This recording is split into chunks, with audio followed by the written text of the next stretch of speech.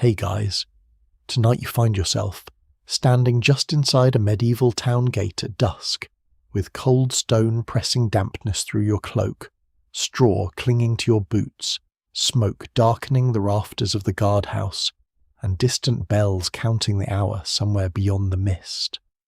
Mud grips your souls like a needy little demon. Torchlight shakes along the archway. River fog slides over the road outside, and the horses nearby breathe white clouds into the winter air, as if even they are sighing about the accommodations. A cart creaks behind you, a baby goat complains from a wicker crate, and medieval travel brochures really oversold this experience. You probably would not last a week out here, not because you lack courage, but because courage does not keep rain from finding the one gap in your shoes. So, before you get comfortable, take a moment to like the video and subscribe, but only if you genuinely enjoy what I do here. And tell me in the comments where you're listening from, and what the local time is where your own room sits quiet tonight. Now, dim the lights, maybe turn on a fan for that soft background hum, and let's ease into tonight's journey together. The gatekeeper lifts his iron key from his belt and lets it hang there against his wool tunic. You stand among pilgrims who plan to leave at first light, though some already look as if they might prefer a shorter, warmer act of devotion, such as praying beside a hearth with pottage. Around you, the town settles into evening. Above the arch, a guard leans on a spear and watches the outer road vanish into mud.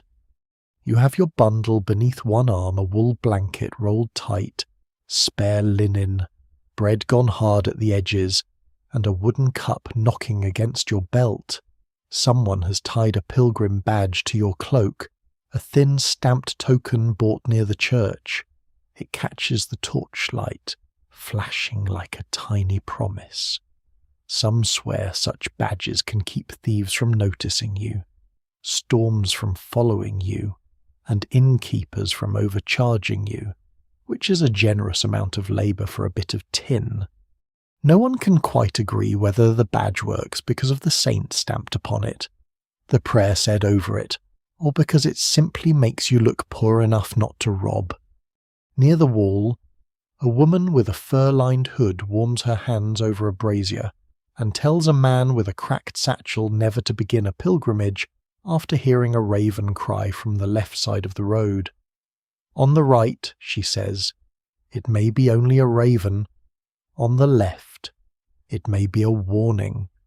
Even now, it is hard to tell whether this is ancient wisdom or merely a raven with strong opinions about direction. Still, several travellers glance toward the rooftops. The bells continue, bronze voices rolling across wet roofs. The church door stands open behind you, showing rushes trampled flat by boots and prayers, while beeswax candles gutter before painted saints. A clerk closes a chest of offerings with both hands, as though the coins might climb out if given the chance. You smell wax, damp wool, horse sweat, old smoke, and tavern ale. At the edge of the archway, pilgrims wait to have names marked by a town scribe with his inkhorn and parchment. He asks where each soul is bound, a shrine by the sea, a saint's tomb beyond the hills, a cathedral town where miracles are said to happen on Fridays. Those who tell the tale never fully agree on what waits at the end of such roads. Some say healing, some say forgiveness, some say a warm bed, which, after 3 days in winter mud, may be the most believable miracle of all. You give your destination softly. The guard beside the scribe points at the road beyond the gate and tells you not to stray toward the lower marsh track, not unless you enjoy losing shoes, coins, and possibly your temper in equal measure. There are broken causeways out there, he says. There are men who smile too quickly. There are old boundary stones that lead strangers into lordly land where a person can be fined for cutting a branch or letting a mule look guilty near someone else's oats. The road outside seems to listen. It lies dark and rutted under the last bruised light, with puddles shining between wheel marks. Beyond the fields wait forests, abbeys, bridges, ferries, manor courts, toll gates, hostels, shrines, and the small uncertainties of any medieval road. The danger is not one monster crouched in the dark. It is quieter than that a loose stone, a fever in a crowded hall, a false guide at a crossing, a landlord who counts your coins twice, a saint's relic that everyone kisses before supper. Beside you, a brown dog appears from nowhere, thin as a bundle of sticks and damp along the spine. It sniffs your boot, decides you are acceptable, and sits with the patience of a tax collector. You do not know whose dog it is. Some swear that a strange dog joining travellers at dusk is a sign of protection. Others insist it means someone has meat in their pack. Both explanations may be true, and the dog, being wiser than most scholars, offers no clarification. The gatekeeper lowers his key into the smaller postern door. Metal clicks within wood. He does not open it for you yet, only tests it, then looks over the gathered company. At dawn, he says, you leave together if you have sense. You keep to the high road if you have more sense. You sleep where there is a wall, a bell, or a man too old to run after stealing from you. A few pilgrims laugh under their breath. The woman in the fur-lined hood crosses herself. A merchant's boy checks the rope around a pack saddle. The goat in the crate complains again, perhaps composing a strongly worded letter to the bishop about road conditions. You shift your weight and feel cold mud loosen beneath your heel. The town behind you glows with windows, supper fires, and the mutter of people who belong somewhere. Ahead, the pilgrimage road waits without hurry. It does not care whether your purpose is holy, foolish, desperate, or all three at once. Roads are like that. They receive saints and liars with the same puddles. For now, you remain beneath the arch, breathing smoke and winter mist, listening to bells fade into the rafters and the last cart roll toward the stable yard. Somewhere nearby, someone ladles pottage into wooden bowls, and the smell of onions and barley reaches you with almost unfair tenderness. The half-burned torch above the gate hisses in the damp, throwing gold along the iron bands of the great doors. One by one, the pilgrims draw closer to the warmth, bound by the same uncertain road. You pull your cloak tighter, feel the badge against your chest, and look down as the brown dog rests its chin on your boot. The smell of onions and barley draws you away from the gatehouse warmth and into the evening market, where the last business of the day clings stubbornly to the square like smoke in wool. Stalls lean beneath patched awnings, lanterns swing from hooks. A fishwife covers her salted herring with sacking, while a baker stacks the final loaves that no longer pretend to be fresh. Underfoot, the rushes thrown across the muddy stones are already dark with hoofprints, cabbage leaves, and the mysterious medieval paste made from rain, straw, and everyone's regrets. You keep one hand near your pouch, not because you expect villainy at every step, but because everyone else does. Pilgrims are easy to spot badges on cloaks, staffs in hand, eyes lifted toward the thought of distant sanctity, while their purses hang at hip level, making small invitations to the professionally observant. A boy no older than 12 brushes past you with a bundle of wooden spoons, and the woman in the fur-lined hood clicks her tongue. "Watch that one," she murmurs. He moves like a ferret in a chapel. The brown dog follows at your heel, nose low, tail uncertain. It pauses beside a stall where a man sells pilgrim badges in shallow tray shells, crosses, tiny saints, little stamped faces with solemn eyes and noses flattened by careless metalwork. The seller calls each one blessed by association, which appears to mean they have spent part of the afternoon near the church door. Some swear that wearing 2 badges doubles the protection, while others say it confuses the saints. Like calling 3 names into one stable and expecting the right mule to answer. You touch the badge already fastened to your cloak and listen while the merchant praises the road ahead. He says bandits fear holy travellers, wolves respect hymns, and ferrymen lower their prices when shown a proper token.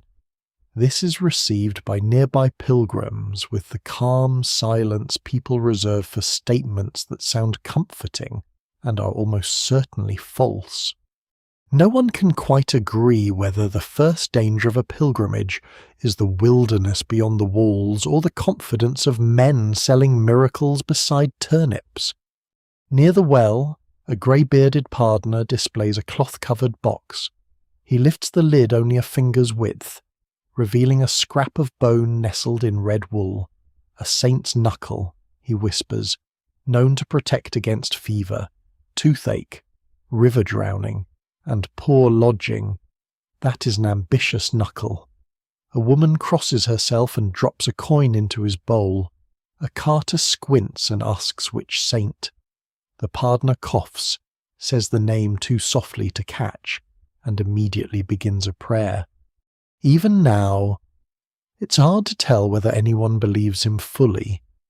Yet belief on a cold road is not always a grand cathedral thing. Sometimes it's a coin spent for courage. Sometimes it is a thread tied around the wrist, a charm sewn inside a sleeve, a word murmured before a bridge. A pilgrim with cracked lips shows you a small pouch of dried rosemary and rue, meant to keep bad air from entering the body. Another carries a bit of wax from a candle that burned before a shrine, wrapped in linen as carefully as treasure. The dog sniffs the pardoner's box and sneezes, which may be the most honest judgment offered all evening. At the far side of the square, toll collectors sit beneath an oak beam nailed with old notices. Their table is plain, their ink pot is black, and their faces carry the expression of men who have never once been surprised by human misery. Any cart leaving town must pay. Any pack beast must pay. Any merchant with cloth, spice, ironwork, wool, dried figs, or enough confidence to look prosperous must pay. Pilgrims are sometimes exempt, depending on the mood of the official. The wording of the charter, and whether the pilgrim appears capable of arguing in Latin. You watch a thin man offer a token from an abbey to prove his vow. The collector turns it over, unimpressed. Old, he says, could be your father's. The man protests. The collector taps the table. A coin appears. The road, you begin to understand, collects its first payment before your boots have left the town. A girl with a candle basket moves through the crowd selling twists of tallow and one precious beeswax taper saved for someone with better coin. Beeswax burns cleaner, she tells you, and is kinder to saints, scribes, and lungs. Tallow is cheaper, smokier, and smells faintly of regretful sheep. You buy the small tallow twist anyway, because holiness may prefer beeswax, but your purse prefers survival. She advises you to sleep with your shoes beneath your head if you lodge among strangers. Not beside you, she says gravely. Beneath. A thief may steal from your hand, but he must be bold indeed to steal from under your skull. The bells sound again, softer now, calling some office from the church or merely reminding the town that night has legal authority. Merchants fold cloth, shutters close. A butcher rinses his board with a bucket of water that travels downhill toward everyone equally. You step around it with the dignity of a person determined not to begin a holy journey smelling like yesterday's goat. Beside a stall of coarse bread, the suspicious monk from the gatehouse appears, or at least a monk with the same narrow shoulders and lowered hood. He examines the market without buying anything. When his gaze brushes your company, it lingers on the pardoner's box, then on your badge, then on the dog. Those who tell the tale never fully agree whether he follows you from concern, curiosity, or a private errand tucked deep beneath his habit. He vanishes behind two wool merchants before you can decide. The woman in the fur-lined hood buys a loaf and breaks off a piece for you without ceremony. It is dense, sour, and comforting in the way of bread that expects no praise. You eat while standing beneath the crooked awnings, hearing coins clink, ropes creak, and low voices bargain over goods and grace. Around you, holiness mingles with onion skins, mud, relic dust, ale breath, and the warm animal smell of the market closing down. At last, the square thins. Your fellow pilgrims drift back toward the gatehouse and the promise of floor space. The badge seller covers his trays. The pardoner knots his cloth over the saint's ambitious knuckle. The toll collectors close their ledger as if shutting a trap. You follow the half-burned torchlight back through the damp street, the dog padding beside you, your new candle tucked safely away, and your pouch held a little closer than before. You return beneath the town gate just as the rain begins, not with a grand stormy announcement, but with a soft, sly tapping on tile roofs, cloak hoods, cart covers, and the bald crown of one guard who mutters as though the sky has personally insulted him. The market behind you fades into shuttered darkness, and the square's last lanterns blur through the wet air. By the time you reach the arch, the stones are shining. The torch above the postern door spits in the damp, and everyone who spoke bravely of dawn now looks up at the clouds with the same wounded expression. The gatehouse becomes your shelter, narrow and crowded, with old rushes pushed against the wall and a bench polished by years of anxious waiting. You duck beneath the arch and feel the cold immediately, not the clean cold of frost, but the wet cold that climbs into wool, creeps along linen, and settles in the bones like an unwelcome cousin planning to stay through Lent. Your cloak darkens at the shoulders. Someone's pack drips steadily onto your boot. The brown dog shakes itself beside you. Sharing its weather with great generosity, a guard drags a brazier closer, though its coals glow more in memory than in usefulness. Smoke gathers beneath the blackened beams before finding a crack in the stones. Men and women huddle around it anyway, hands extended, palms red and stiff. A peddler unwraps a bit of cheese from waxed cloth. The woman in the fur-lined hood sits on an overturned bucket and begins darning a glove by firelight, because medieval waiting is rarely empty. Someone is always mending, grinding, tying, counting, scraping or quietly judging the quality of another person's stitching. Outside the arch, a cart has sunk half a wheel into the mud near the gate track. Its owner, a broad man with rain running from his beard, curses softly enough not to offend the saints, but loudly enough to inform the wheel of its moral failure. The wheel tilts at an angle that suggests the pilgrimage road has already claimed its first victim, and the victim is oak, iron, and patience. Two boys push at the rear while a mule stands before it, perfectly still, wearing the holy expression of an animal determined to do absolutely nothing. No one can quite agree whether a broken wheel before departure is bad luck, good warning, or simply proof that wheels should not be trusted in rain. An elderly pilgrim says that if the first wheel breaks, the second day will be safe. Another says the opposite. A third says nothing at all and checks his own cart pin with such intensity that it becomes a private prayer. You watch the broad man pull a wooden peg from the hub, wipe it on his sleeve, and squint at it as if reading a royal letter. The guard with the wet bald crown tells everyone that no one leaves until the road is clear. His tone carries the satisfying authority of a man who has found a rule he enjoys. He lifts the iron key from his belt again and taps it against his palm. Dawn may open the gate, he says, but mud may close the world. A few pilgrims groan. The dog rests its chin on your foot again, apparently pleased that the journey has become less ambitious. Near the inner wall, 3 strangers stand apart from the rest. They are not dressed as merchants, not quite as pilgrims, and not poorly enough to be harmless. Their cloaks are plain, but their boots are good, and good boots on a road can mean wealth, caution, or experience with taking boots from others. One of them smiles whenever anyone looks his way. It is a quick smile, thin and polished, like a knife kept for cutting fruit in polite company.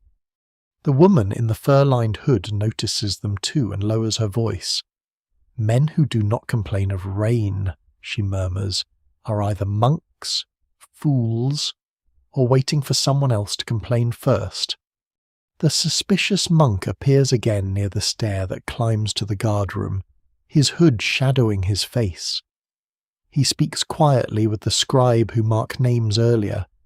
You catch only scraps: a missing seal, a false license, a company seen at the North Ford. Even now, it is hard to tell whether the monk brings warning or searches for someone among you. His hands vanish into his sleeves, and his eyes drift across the soaked gathering when they reach the 3 smiling strangers. His mouth tightens by the smallest measure. Rain thickens beyond the gate. It runs down the grooves in the outer doors and gathers along the threshold.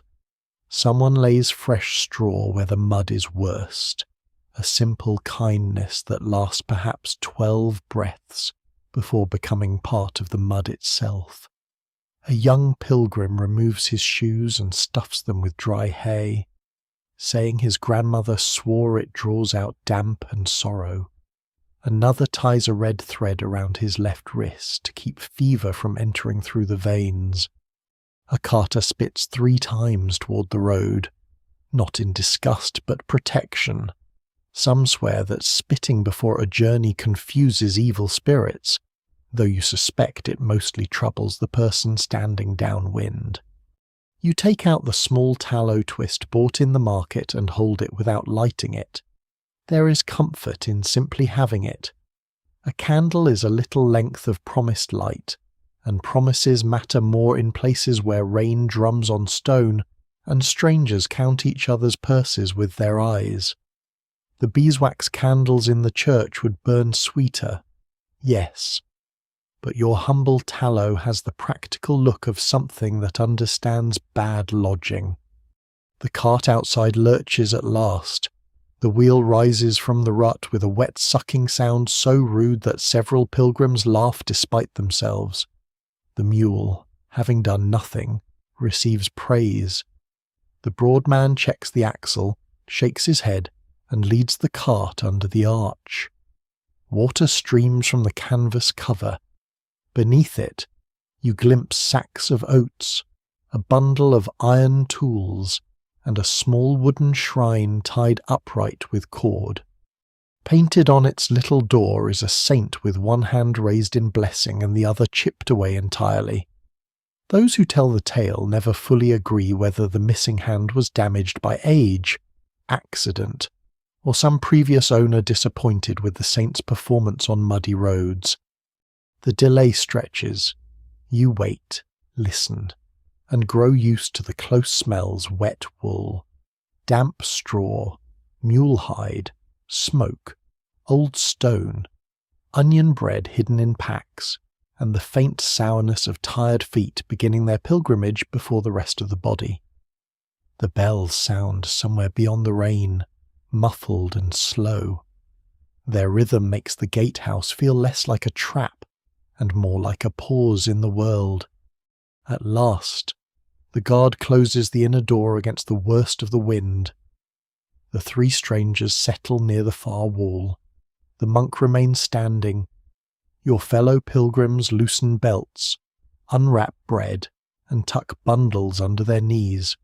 You lean back against cold stone, the half-burned torch hissing above you, your badge dull beneath rain-specked wool. The road has not yet begun, and already it has taught you its first lesson. Sometimes danger is not what leaps from the dark, but what seeps quietly in. Drop by drop, while everyone waits and pretends not to be afraid.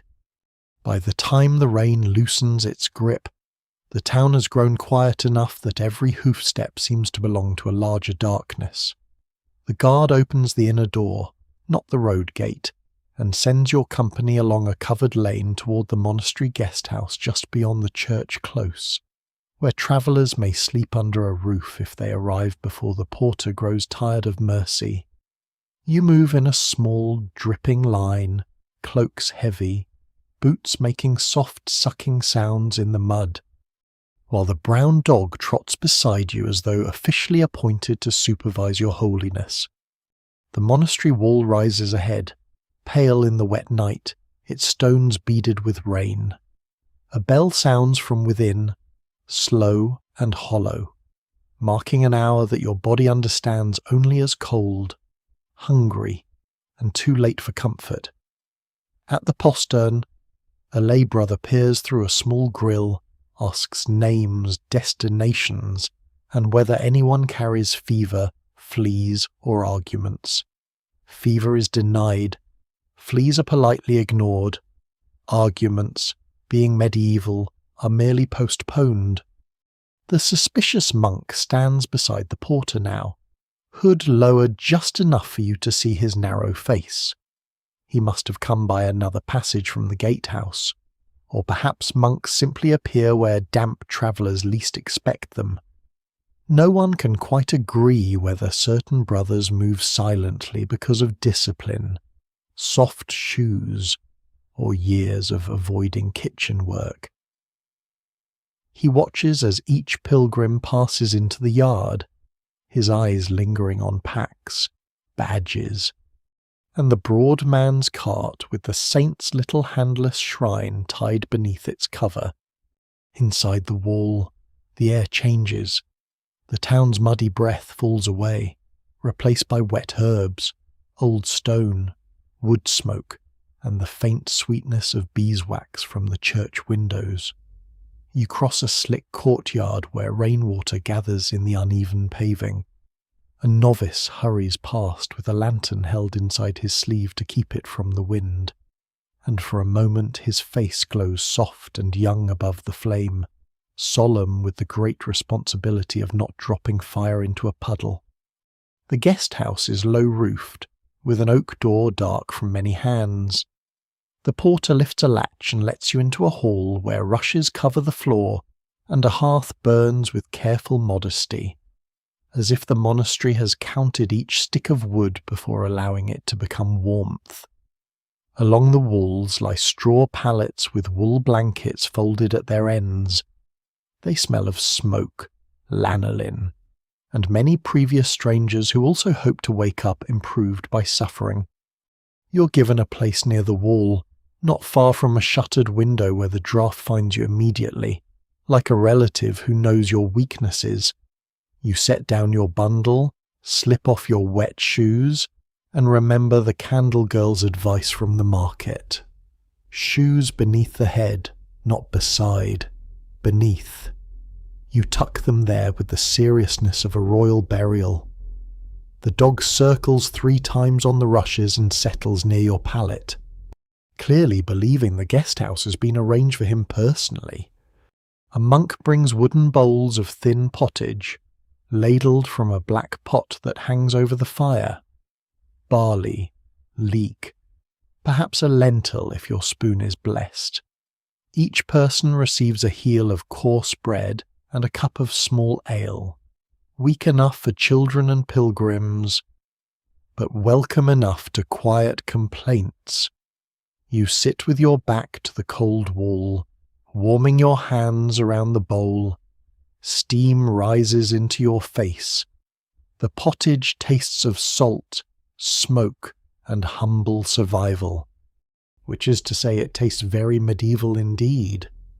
At the far table, an ink-stained scribe bends over a ledger, recording who has entered, who has paid a token, who claims holy purpose, and who looks likely to leave before dawn without thanking anyone. His fingers are dark to the nail beds, and he trims his quill with a little knife no bigger than a thumb. Rules hang near him on a board: no gambling, no loud singing after Compline, no sleeping in the stable without permission, no arguing over relics indoors. That last rule suggests experience. Some swear that monastery guest houses are the safest places on the road, because walls, bells, and prayers stand between the traveller and the night. Others say a crowded holy house merely gathers every cough, flea, rumour, and stolen purse beneath one blessed roof. Even now, it is hard to tell whether the comfort comes from God, habit, or the fact that nobody is currently raining on you. The suspicious brother moves among the pallets with a lamp. He does not search. Exactly. He notices there is a difference, though not a comforting one. He pauses near the three quiet strangers from the gatehouse, who have somehow received places close to the door. One smiles up at him. The monk does not smile back. He only asks whether they have letters of passage. They produce a folded parchment tied with cord. He studies the seal, holds it near the flame, and returns it without comment. His silence makes the men seem louder. Near the hearth, the woman in the fur-lined hood unwraps a little packet of dried batoni and presses it into hot water. She tells you it steadies the head and keeps night fears from climbing through the ear. An old pilgrim disagrees, saying batoni is better for stomach wind and that a sprig of vervain under the pillow is the proper guard against dark dreams. A third traveller says the best remedy is to sleep beside someone too poor to rob. The dog, hearing no mention of meat, shuts his eyes. After supper, the monks chant in the church beyond the passage. Their voices drift through the guest-house wall, low and even, rising and falling like breath in sleep. Beeswax candles burn there before carved saints, while here in the hall your little tallow twist remains unlit in your hand. You decide to save it. A traveller learns quickly that light, like bread and patience, is best spent only when needed. The broad man with the broken cartwheel sits nearby, rubbing grease from his fingers with straw. He has mended the hub enough for morning, he says, though the axle groans like an old abbot asked to climb stairs. His little painted shrine rests at his feet. The saint's missing hand looks stranger indoors, under candlelight. Those who tell the tale never fully agree whether a damaged saint protects poorly or understands damage better than any whole one. You find yourself hoping for the second. The porter comes once more to bolt the door. Iron slides into iron. The sound settles everyone. Outside, rain taps the yardstones. Inside, bodies shift beneath wool. Bowls are stacked, and the scribe sands his last line dry. The suspicious monk stands by the hearth until the final cup is emptied, then turns his lamp toward you for a moment. His gaze touches your badge, your bundle, the dog at your feet, and your shoes hidden under your rolled cloak. Then he moves on. You lie down on the straw pallet, feeling each stem through the blanket, hearing coughs, whispers, snores beginning bravely and failing, the small crackle of the hearth, the muffled bell from somewhere deeper in the monastery. Wet wool hangs from pegs like tired shadows. Your hands slowly warm against your ribs. The road waits outside the wall, but for now there is only the dim hall, the smell of rushes and smoke, the dog's steady breathing, and the soft knowledge that danger, for this 1 hour, must remain politely beyond the oak door. Before dawn, the bell wakes you. It does not ring loudly, not at first. It rolls through the monastery walls like a hand passing over dark water, low and patient, calling the brothers from sleep while the guest house still lies folded in smoke and shadow. You open your eyes to rafters blackened by years of winter fires. The rushes beneath you smell of damp straw, old boots, and the faint sour ghost of yesterday's ale. For a moment, you do not remember where you are. Then the cold finds your nose, your fingers, and the narrow space between blanket and cloak, and the pilgrimage road returns to you with all the tenderness of a tax demand. Around you, travellers stir, someone coughs, someone whispers a prayer, someone discovers that sleeping with shoes beneath the head keeps them safe from thieves. Yes, but not from becoming cold, stiff, and faintly resentful. You pull yours on with care, wincing as damp leather grips your feet. The dog rises beside you, stretches as though he has done most of the suffering, and shakes bits of rush from his coat. A novice passes with a lantern, its light small and golden in the blue-black hall. The monks have already vanished toward their chapel, where their chanting comes muffled through the stone, steady as breathing. On the table near the hearth, a lay brother sets out coarse bread, a crock of watered ale, and a few onions soft from winter storage. There is no feast, no honeyed luxury, no roasted goose smiling upon a trencher. There is bread you must chew with determination. All that tastes mostly of caution, and an onion that makes one pilgrim weep before he's even reached the door. The suspicious monk stands by the guest-house entrance, speaking quietly with the porter. His hood is down now, and candlelight shows a face lean from fasting or habit, perhaps both. He watches the 3 quiet strangers collect their packs. He watches the broad carter test the repaired wheel with both hands. He watches you tuck your small tallow twist into your bundle, unburned still, a little promise saved against worse darkness. No one can quite agree whether watchful men are safer than careless ones. You only know that being watched before sunrise makes the morning feel colder.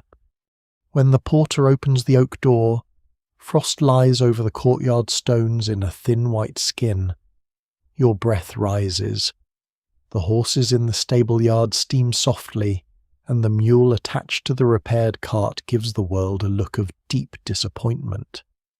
The little wooden shrine is tied once more beneath the canvas, its painted saint missing one hand, but not, you hope, its sense of direction. You leave through the monastery postern in single file. The town gate opens beyond, iron hinges groaning, and the road waits pale beneath the last stars. Behind you, the monastery bell rings again, marking time for men who live by hours of prayer.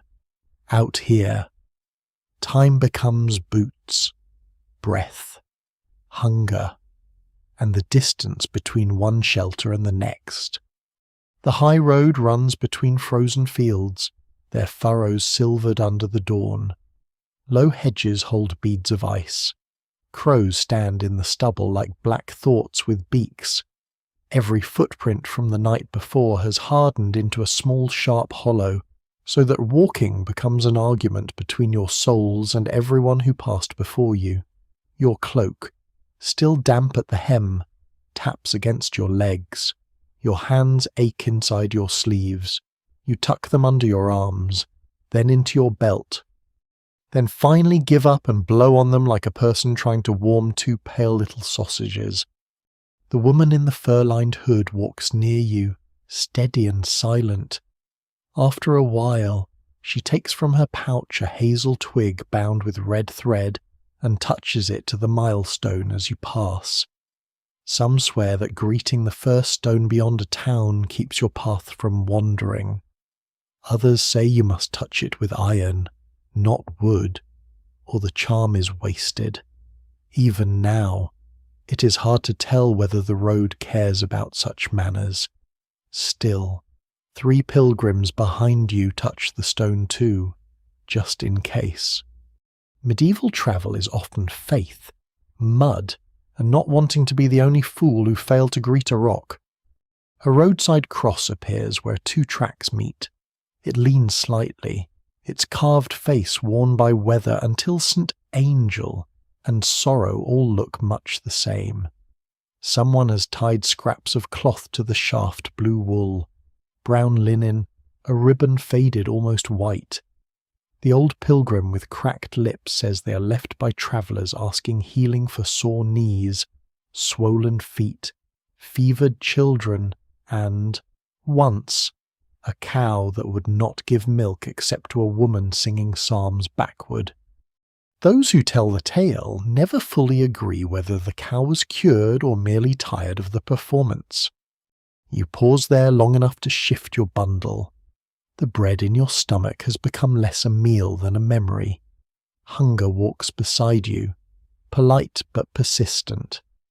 The dog noses along the ditch, finds something frozen and unwise, and trots back looking pleased with himself. Ahead, the repaired cart creaks in the ruts. Each turn of the wheel gives a soft complaint, and each complaint makes the broad carter glance down as if the axle might confess. The sun lifts slowly, pale behind a veil of cloud. It does not warm much. It simply shows you how far the fields continue. A shepherd boy appears on a rise, wrapped in a cloak too large for him, driving sheep toward a fold of thorn hurdles. He raises a hand to the pilgrims but does not come near. Strangers on roads bring news, blessings, coins, fleas, and trouble, and only a fool runs eagerly toward all 5 before breakfast.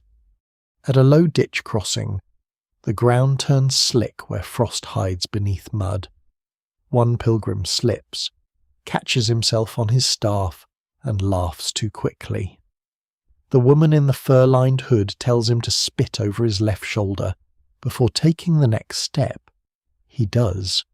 The 3 quiet strangers do not. The suspicious monk, who has somehow fallen into the line behind them, notices this with the grave attention of a man weighing souls against road habits. The bells of the monastery fade behind you. Another bell, thinner and farther off, begins ahead, perhaps from a parish church hidden among willows. You follow its sound because sound is a kind of path when mist lies low over fields. The world smells of frost, dung smoke from distant cottages, wet wool, and the faint sweetness of hay stacked in winter barns. Somewhere a door opens, and a woman shakes ashes from a pan into the yard. Somewhere a rooster announces dawn with the confidence of a herald and the timing of a drunk. By mid-morning, your feet have settled into the rhythm of the road. Step, breath, staff, creak, step, breath, bell, dog. The mud begins to soften where the sun touches it, and the high road bends toward a darker line of trees in the distance. You do not enter them yet, for now you walk across the last open fields, your badge dull against your cloak, your saved candle safe in your bundle, your hands slowly returning to feeling. and the road stretching onward with the quiet patience of something that knows it will have all of you, mile by mile. The darker line of trees waits ahead as the open fields narrow, and by the time the bell for prime has thinned into the morning air behind you, the road slips beneath branches and becomes a different creature. Out in the fields, the world had been wide enough to forgive you for being small. Here, under oak, ash, and beech, every sound comes close. Twigs snap somewhere beyond sight. Water mutters in a ditch hidden by brown leaves. Your own breathing seems louder beneath the canopy. And the creak of the repaired cartwheel travels ahead like gossip. The forest road is not a smooth green tunnel such as minstrels may promise after too much ale. It is a damp track pressed between banks of roots, stones, leaf mould, and old ruts filled with black water. Fallen branches lie across the way, some dragged aside by earlier travellers, others left to test ankles, wheels, and tempers. A woodcutter has marked a tree with 3 cuts of an axe, and beside it hangs a twist of straw tied to a thorn.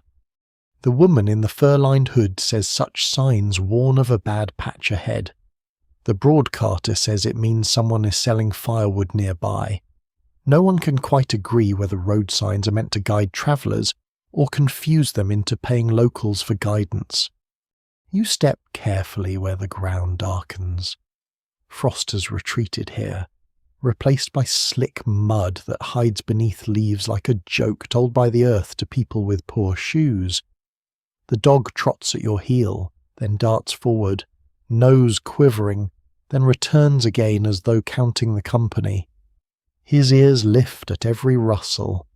A pilgrim behind you whispers that dogs see things men cannot, especially in woods before noon. Another says dogs mostly see smells. Both may be true. The dog offers no theology. The suspicious monk keeps near the middle of the line, his robe lifted just enough to avoid the worst mud. For a man in simple sandals, he places his feet wisely. He says little, though his eyes move from ditch to branch to bend in the road. The 3 quiet strangers walk ahead of him, their good boots dark with wet earth. One carries his staff too lightly, not leaning on it as tired pilgrims do, but balancing it as if he knows what a staff can become when politeness fails. The road bends around a hollow where water lies beneath the skin of leaves. The first pilgrim misses it. His foot sinks to the ankle with a wet gulp, and he grabs a hazel branch to keep from falling. Everyone stops. The branch holds. The pilgrim frees himself with a noise that would shame a full-grown cow. No harm is done, except to dignity, which medieval roads collect more efficiently than toll men. The woman in the fur-lined hood tells him to press dried mugwort into the top of his shoe against chill entering the blood. Some swear mugwort also keeps weariness from the legs if gathered on Midsummer Eve. Even now, it is hard to tell whether the plant works or whether belief itself warms a foot better than wet linen. You begin to understand why travellers fear woodland roads. It is not only wolves, though wolves certainly help the reputation. It is the not knowing. A ditch may be shallow or deep, a branch may be fallen by weather or placed by men. A silence may mean peace, or it may mean every bird has noticed something you have not. The forest makes a scholar of your nerves. A little way on, the track divides. One path climbs slightly, stony and narrow. The other dips through alder and willow where the ground looks soft. A carved post stands between them, but the top has rotted away, and whatever saint or arrow once gave advice has become a lump of wet wood. The carter curses under his breath. The monk studies the ground. Wheel marks turn both ways. Footprints cross and vanish. Someone has tied a strip of blue cloth to a branch on the lower path. But the old pilgrim with cracked lips says blue cloth may mark safe water, or sickness, or a place where a man died of fever and should not be disturbed. That is not the kind of range one hopes for in travel information. Those who tell the tale never fully agree about the safest road through a forest. Some trust height, because water and thieves prefer hollows. Some trust width, because carts and honest traffic leave broader marks. Others trust the first bird call heard after making the sign of the cross. Your company chooses the higher path, partly because the monk favours it, partly because the dog trots that way without hesitation, and partly because no one wishes to test the blue cloth theory. The climb is slow. Roots cross the track like old fingers. The cartwheel groans at each stone. Two pilgrims push from behind while the mule leans forward with theatrical suffering. The little handless shrine beneath the canvas bumps against the cart side, knocking softly, as if the painted saint objects to every rut in person. You place your shoulder briefly to the rear board and help. The wood is cold and damp against your cloak, when the cart rises at last onto firmer ground. The carter nods thanks without spending breath on words. High among the trees, the forest grows still. Sunlight filters in pale strips, touching moss, wet bark, and the silver threads of old spider webs. Somewhere far off, an axe strikes wood one blow, then another, then silence. You smell damp leaves, fungus, horse sweat, and smoke from some charcoal burner's pit hidden deeper among the trees. Such men live half in earth and half in soot, watching slow heaps of covered wood smoulder for days until timber becomes charcoal for smiths and kitchens. A boy from your company says charcoal burners no charms against wolves. An older woman says wolves no charms against boys who talk too much. The word wolf passes through the pilgrims like a draught. Stories begin quietly, because forests invite stories the way taverns invite lies. One man swears his cousin saw a wolf follow a funeral cart for 7 miles, never attacking, only watching, until the priest threw blessed salt over his shoulder. Another says wolves will not cross a line drawn with an iron knife. The woman in the fur-lined hood says hungry wolves cross anything they please, and that the safest charm is a large fire and someone else walking more slowly than you. It is practical theology, and no one disputes it. You do not see wolves. You see shadows shaped like crouching backs, branches like ribs, stones like faces, and once, between 2 trunks, a pair of pale fungi that look absurdly like staring eyes. The dog growls at them anyway, perhaps to be thorough. The growl prickles the company into silence. Even the cartwheel seems to lower its voice. A branch cracks to your left. Everyone stops. The sound is small, ordinary, and entirely enough.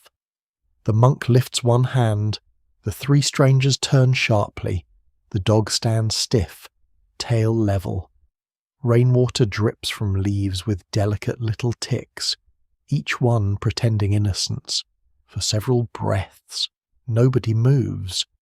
Then a deer bursts from the underbrush, thin and startled, bounding across the track and vanishing downhill in a rush of brown and white. The pilgrims exhale together. Someone laughs too late. Someone crosses himself twice. Perhaps once for the deer and once for his own knees. The road continues. Your body slowly unclenches. Though the forest does not grow friendlier, it only grows familiar. You learn to place your feet on high ground, to avoid leaves gathered too smoothly over hollows, to listen for water before seeing it, to keep the person ahead within sight. The dog resumes his patrol. The suspicious monk drifts closer to the 3 strangers again. The broad carter tests the wheel whenever the ground changes. By late morning, the trees begin to thin, though not enough to show the sky fully. A softer light appears ahead, pale and open. The track descends toward a gap where stones have been set beside the road, perhaps for resting, perhaps for prayer, perhaps merely because even stones grow tired of lying in ditches. You keep walking, cloak brushing wet branches, your badge cold against your chest, your saved candle still unlit, and the forest behind you continuing to whisper as if it has more warnings than it has words. The stones beside the road become clearer as you descend from the thinning trees, and soon you see that they are not scattered by chance. They form a low ring around a wayside shrine, half sheltered beneath an old yew whose branches droop like dark sleeves. The shrine itself is no larger than a cupboard, built of weathered oak and roofed with split shingles gone green at the edges.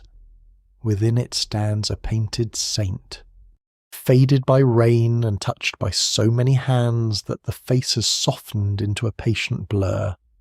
Someone has tucked a sprig of holly above the little door. Someone else has left 3 bent pins, a broken rosary bead, and a crust of bread hard enough to qualify as masonry. Your company slows without anyone giving an order. After the forest, even this poor little shrine feels like a room with no walls, a place where the road briefly remembers mercy. The broad carter draws his mule aside and checks the repaired wheel again.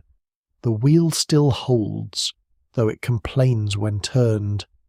Like an old uncle asked to dance after supper, the dog circles the shrine, sniffs the crust, decides against it, and sits beneath the yew with the air of a creature expecting better offerings.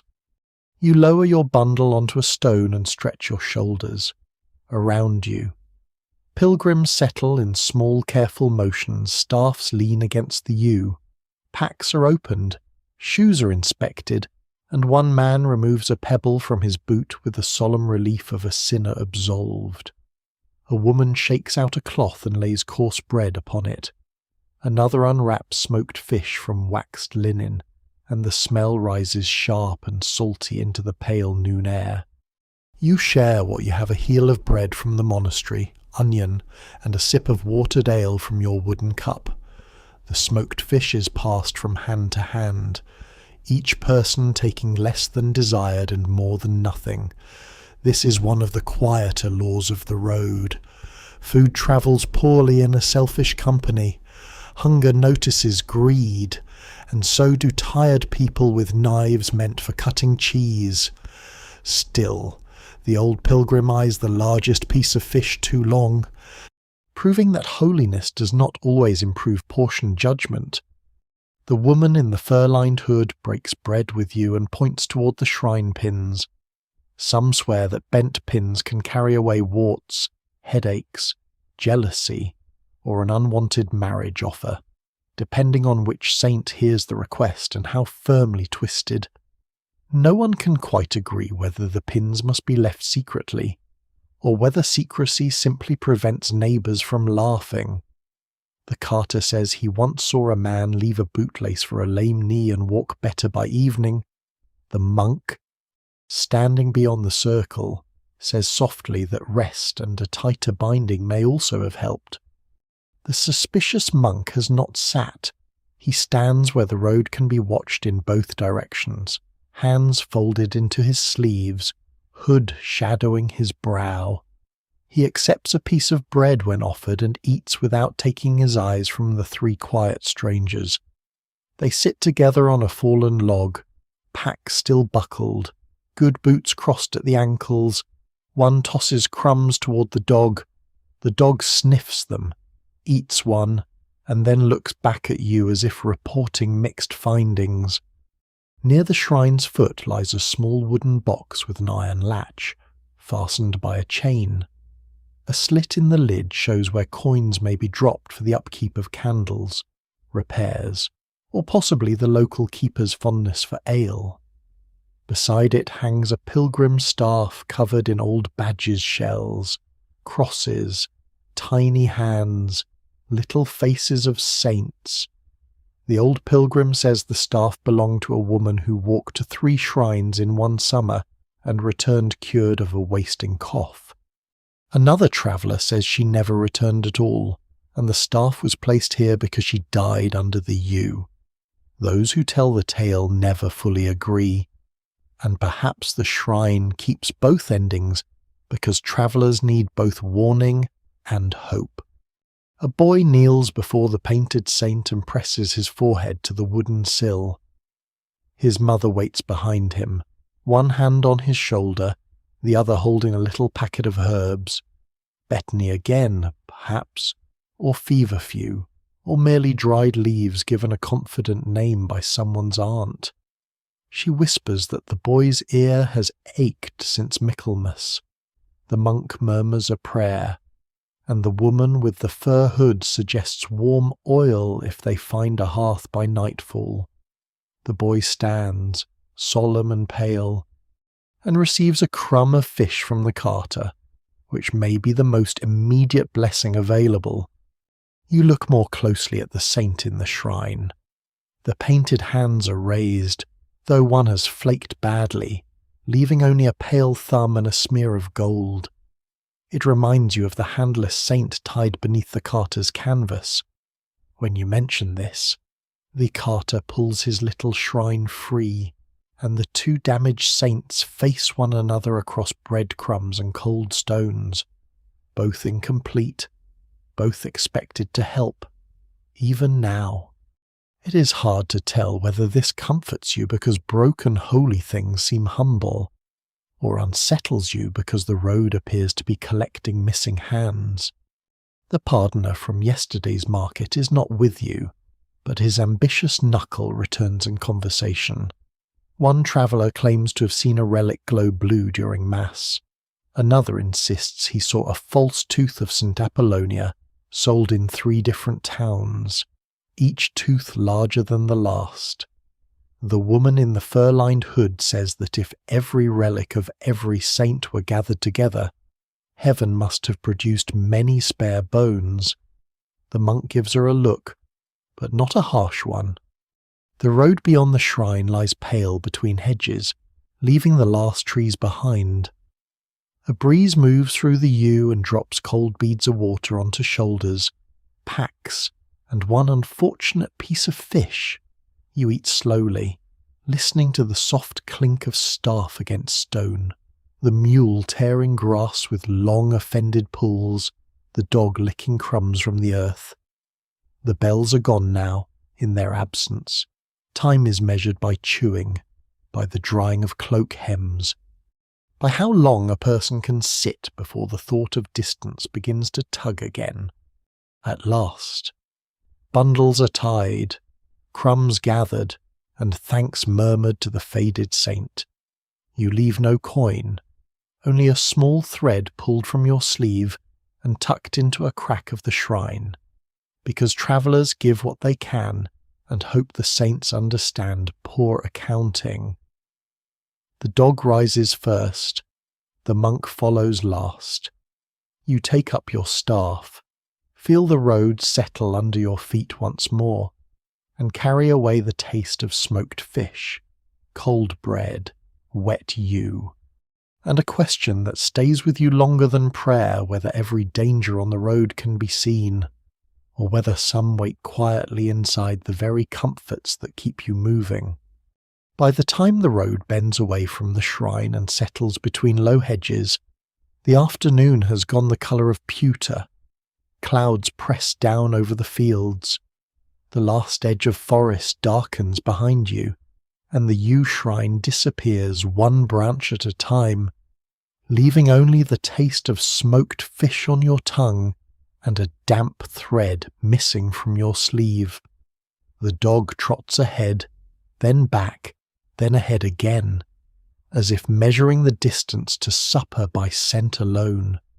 This, you suspect, is the truest form of medieval navigation.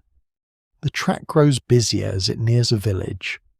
You pass a line of pollarded willows, a frozen pond with reeds whispering at the edge, and a field where two peasants load winter cabbages onto a sled while arguing about whether the moon has been too wet this year. Smoke rises from low cottages roofed in thatch. Chickens scratch near a dung heap with great professional focus. Somewhere a woman beats linen against a stone, each slap sharp in the cold air. The ordinary life of the place goes on around your holy journey, reminding you that pilgrimage may feel grand inside your own chest. But to villagers, you are mostly another tired stranger with mud on your hem. At the village centre stands the alehouse, marked by a bush hung from a pole above the door, its leaves long dead but still performing their duty. Some swear that an ale stake with fresh greenery promises good drink, while a dry one warns of sour brewing. Others say the bush remains until someone remembers to take it down, which is how many customs survive. No one can quite agree whether this one means welcome, profit, or forgetfulness. You duck through the low doorway and enter warmth thick enough to taste. The room is smoky, close, and dim, with soot-black rafters above and rushes scattered over the packed earth floor. Cloaks hang from pegs, dripping steadily. A hearth burns at one end, and above it a pot of pottage sighs with barley, peas, onion, and perhaps a strip of bacon that has only briefly introduced itself to the broth. The smell is heavenly in the way only hot food can be when your feet are cold. A woman behind the trestle table ladles ale into wooden cups, counting each with a glance sharper than a thorn. You and the other pilgrims settle along the wall. Your wet cloak steams faintly. The broad carter eases himself onto a bench and stretches one leg toward the fire, while the repaired wheel waits outside beneath the cart cover, no doubt plotting fresh complaints. The little handless shrine has been brought in and placed near his boots, facing the hearth like any weary traveller. The woman in the fur-lined hood removes her gloves and rubs her fingers together. The dog finds the warmest patch of rushes and collapses with the confidence of a landlord. At a table near the back, men throw dice into a wooden bowl. The dice are bone, yellowed and small, clicking softly before each groan or chuckle. The alewife watches them without affection. Gambling is forbidden in many respectable houses, disliked in most sermons, and practised in nearly all places where men have cups and a flat surface. One of the players kisses the dice before casting them. Another mutters that dice remember warm hands. Even now, it is hard to tell whether this is superstition or simply the poetry of losing. You are served pottage in a wooden bowl, thick enough to cling to the spoon and hot enough to wake your teeth. Bread comes with it on a trencher that has already served someone else and may yet serve the dog if you are careless. You eat slowly, letting the warmth settle downward through your ribs. The ale is brown, weak, and safer than the well water, according to the alewife, who says this as if she personally defeated every fever in the village. A small child carries more rushes in from the yard and scatters them near the door, covering fresh mud, old spills, and whatever history the floor has chosen not to confess. Stories begin as bowls empty. They rise softly at first, like sparks. A peddler says a pilgrim was robbed last winter by men pretending to guide him to a shorter ford. The shorter ford, he explains, was short mostly in the sense that it shortened the man's ownership of his purse. A shepherd swears he heard bells underground near the marsh road, ringing from a drowned chapel. The old pilgrim with cracked lips says underground bells are usually frogs, water, or guilt. The shepherd says guilt has never rung so sweetly. The three quiet strangers from the gatehouse sit apart, though not so far that they cannot hear.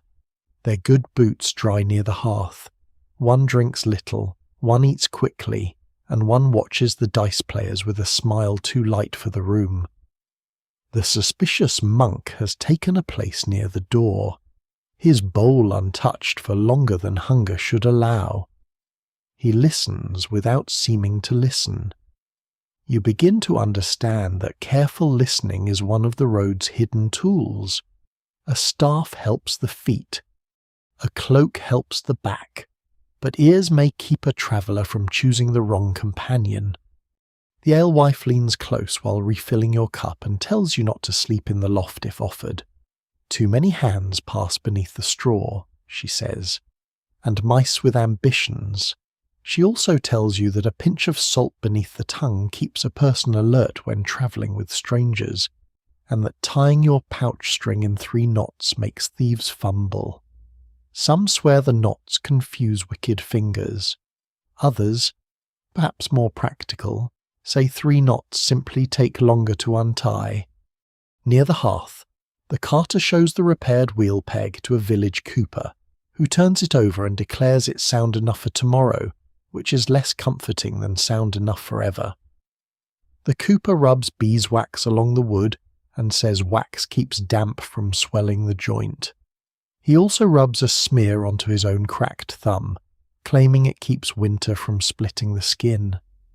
The handless saint watches this treatment with painted patience. Then the conversation turns to relics. It always does. A woman from the village says the abbey ahead keeps bones of a saint who cured blindness in a miller's daughter.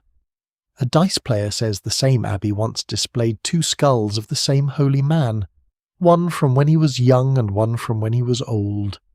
This earns a tired laugh, even from the monk, though his is nearly silent. Those who tell the tale never fully agree whether false relics are a sin of greed or a kindness for people who need hope badly enough to pay for it. You think of the pardoner's hidden knuckle, the shrine beneath the yew, the missing hands on painted saints, and the badge cold against your cloak. Outside, evening folds itself round the village. The windows darken to black mirrors. Wind moves under the door and stirs the rushes. One by one, travellers lift their hoods, finish their cups, and decide whether the alehouse is safer than the road, which is not a difficult contest. Yet safety here has corners. Men talk too loudly, dice click too softly, strangers smile without warmth. The monk watches the door. The dog wakes once, growls at nothing visible, then settles again with his nose against your boot. You sit a while longer beside the smoky hearth, your bowl empty, your hands warm at last. The room murmurs around you, ale poured, spoon scraped, dice cast, rain beginning again against the thatch. The stories comfort you because they make dangers into words, and words can be held at a little distance, but they also conceal danger, because every tale is told by someone, and not everyone who speaks beside a fire means to guide you safely through the dark. Morning finds you still smelling faintly of smoke, alehouse rushes, and wet wool, which is to say you now carry the official perfume of the pilgrim road. The rain has stopped in the night, leaving the thatch dripping and the village yard glossed with puddles that reflect a pale, uncertain sky. You leave after a breakfast of coarse bread warmed near the hearth, and a cup of small ale thin enough to make water feel ambitious. The dog emerges from beneath the bench as if he has paid for lodging, stretches one hind leg at a time, and trots to the door before anyone can accuse him of freeloading. The road beyond the village runs lower now, down toward a river valley where mist hangs in long white bands between pollarded willows. Your company moves more quietly than before. The alehouse stories remain in everyone's ears. False guides, stolen purses, drowned bells, relic bones, dice that remember warm hands. The suspicious monk walks near the rear, his gaze turning often toward the 3 quiet strangers, who have not left the company and have not yet given any good reason to trust them. The broad carter's wheel holds, though it speaks at every rut with a wooden groan that sounds less like complaint now and more like prophecy. By late morning, the road grows crowded, other tracks join yours. A woman drives 2 geese ahead of her with a switch. A merchant leads a pack horse loaded with folded cloth wrapped in oilskin. 2 priests ride small, sturdy ponies, their cloaks tucked carefully around their knees, as if mud is a theological error they intend not to share. A group of beggars waits beneath a leafless elm, showing bandaged hands, clouded eyes, twisted feet, and bowls polished by many hopeful fingers. One sings a hymn in a voice so sweet that even the dog pauses, though perhaps he's only judging whether singing produces food. Then the bridge appears. It crosses the river in 3 stone arches, old and patched, with a little chapel set on one side and a toll house crouched at the near end. Water runs brown beneath it, swollen from rain, curling around the piers with a soft, muscular sound. The bridge is not wide enough for everyone who wants to cross, which has not stopped everyone from trying. Carts wait nose to tail. Pack animals stamp. Merchants argue. A monk from another house counts barrels.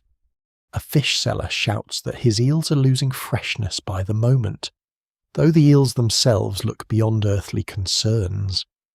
You join the slow press. The air smells of river mud, wet rope, horse breath, fried onions from a nearby stall, and the sharp tang of hides carried by a tanner's boy. The tollmen sit at a table beneath the toll house awning with a ledger, a scale, and the calm cruelty of men protected by rules. A guard with a short spear keeps one hand raised, letting travellers cross in little clumps. Above him hangs a board marked with charges cart, pack beast, sheep, swine, merchant bale, loose barrel, and certain goods that apparently become more expensive simply by existing near a bridge. Pilgrims may pass cheaply. The woman in the fur-lined hood tells you, if they can prove the journey is honest. Honest, the old pilgrim mutters, means the tollman has not noticed your shoes. No one can quite agree whether bridge tolls are meant to maintain the stones, enrich the lord, discourage traffic, or remind every traveller that even water can be rented by someone with a seal. At the chapel niche, travellers touch the worn feet of a carved saint before crossing. Some leave pins, some leave crumbs. One merchant rubs a coin against the saint's knee, then drops it into his pouch again instead of the offering box, which seems like a bold negotiation with heaven. Some swear that if you hold your breath from one end of a bridge to the other, river spirits cannot learn your name. Others say you must never count the arches aloud, especially in flood season, because the river dislikes being measured. Even now, it's hard to tell whether such warnings protect souls or simply give nervous people something to do while waiting behind goats. The broad carter reaches the toll table and presents himself as a pilgrim carrying devotional goods. The tollman looks at the cart, the mule, the sacks, the iron tools, and the little handless shrine tied beneath the canvas. Devotional oats, he asks. The carter replies that the oats support the mule supports the shrine, and the shrine supports the journey. It is not the worst argument ever made in a medieval toll dispute, but it may be close. A coin changes hands. The tollman writes slowly, victorious. When your turn comes, you show your badge. The tollman pinches it between 2 fingers, as though holiness might stain. He asks where it was bought, who blessed it, where you are bound, and whether you carry goods for sale. You answer carefully.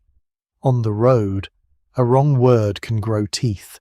Say you carry herbs, and they may be taxed as wares. Say you carry medicine, and someone may ask whose license permits it. Say you carry nothing, and a man with a ledger may hear an invitation to search. You say you carry bread, a blanket, a candle, and sore feet. This appears too pitiful to charge heavily. The dog slips past the table without paying, proving that either animals are exempt when unattached, or he has mastered the ancient art of looking unemployed. The guard notices him and laughs once through his nose. "Your beast," he asks. You look down at the dog. The dog looks away with perfect innocence. He follows the road, you say. This answer satisfies no law, but it satisfies the moment. Halfway across the bridge, the crowd tightens. A cart coming the other way is wedged against a merchant's pack horse. The horse tosses its head. A barrel rolls loose and bumps against your shin. Someone shouts. Someone else grabs for a falling sack. For one breath, everyone's hands move near everyone else's belts and pouches. You feel a tug at your cloak. The suspicious monk is there before you can turn fully. His hand closes around the wrist of one of the quiet strangers. Not hard enough to cause a scene, but firm enough to stop a story before it becomes a loss. The stranger smiles. Of course. Crowded bridge, he says. Easy to stumble. The monk's eyes rest on him like cold iron. Easy, he replies, to choose where one stumbles. Nothing more happens, that's almost worse. The stranger withdraws his hand. The crowd shifts. The pack horse moves. The barrel is caught. Your pouch remains tied, though one knot has loosened.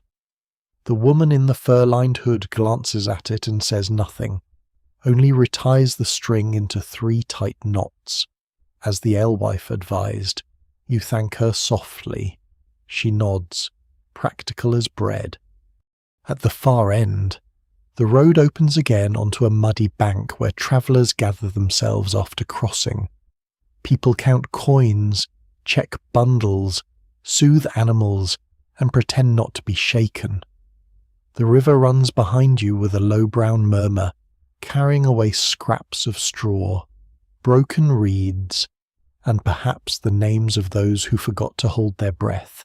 You touch your badge, then your pouch, then the little tallow candle safe in your bundle. The bridge has taken only a few coins from you, and yet you feel as though it has asked for more attention, humility, caution, and the understanding that danger does not always wait in forests or night halls. Sometimes it stands in daylight with a ledger. Sometimes it smiles in a crowd. Sometimes it brushes your cloak so gently that only the road itself seems to notice. Beyond the bridge, the road lifts from the riverbank and enters a country that belongs very clearly to someone else. You can feel it before you see the manor itself. The hedges grow straighter. The ditches are cut deeper. Willow stakes mark the edge of meadows. A line of pollarded trees stands with its branches cropped neat and blunt, as if a giant has passed with shears and a strong opinion about woodland disorder. Even the mud seems more official here, holding wheel ruts in tidy obedience. The toll bridge fades behind you, though the memory of that gentle tug at your cloak remains. Your pouch now hangs under 3 knots, each one pulled tight by the woman in the fur-lined hood, and you touch it now and then without meaning to.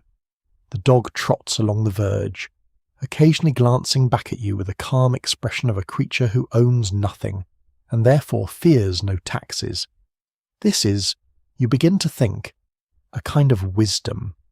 Ahead, peasants work in narrow strips of field, turning the winter-heavy earth with wooden ploughs tipped in iron. 2 oxen lean into a yoke, their breath steaming, while a boy walks beside them carrying a goad too tall for him. Women gather fallen sticks from the hedge, bundling them with cord, careful not to cut living wood where they have no right. Smoke rises from cottages clustered beyond the fields, and the smell of dung, damp thatch, and boiled greens lies over the morning like a plain wool blanket. A reeve appears near a gate, broad-belted and sharp-eyed, with a staff in one hand and a wax tablet tucked beneath his arm.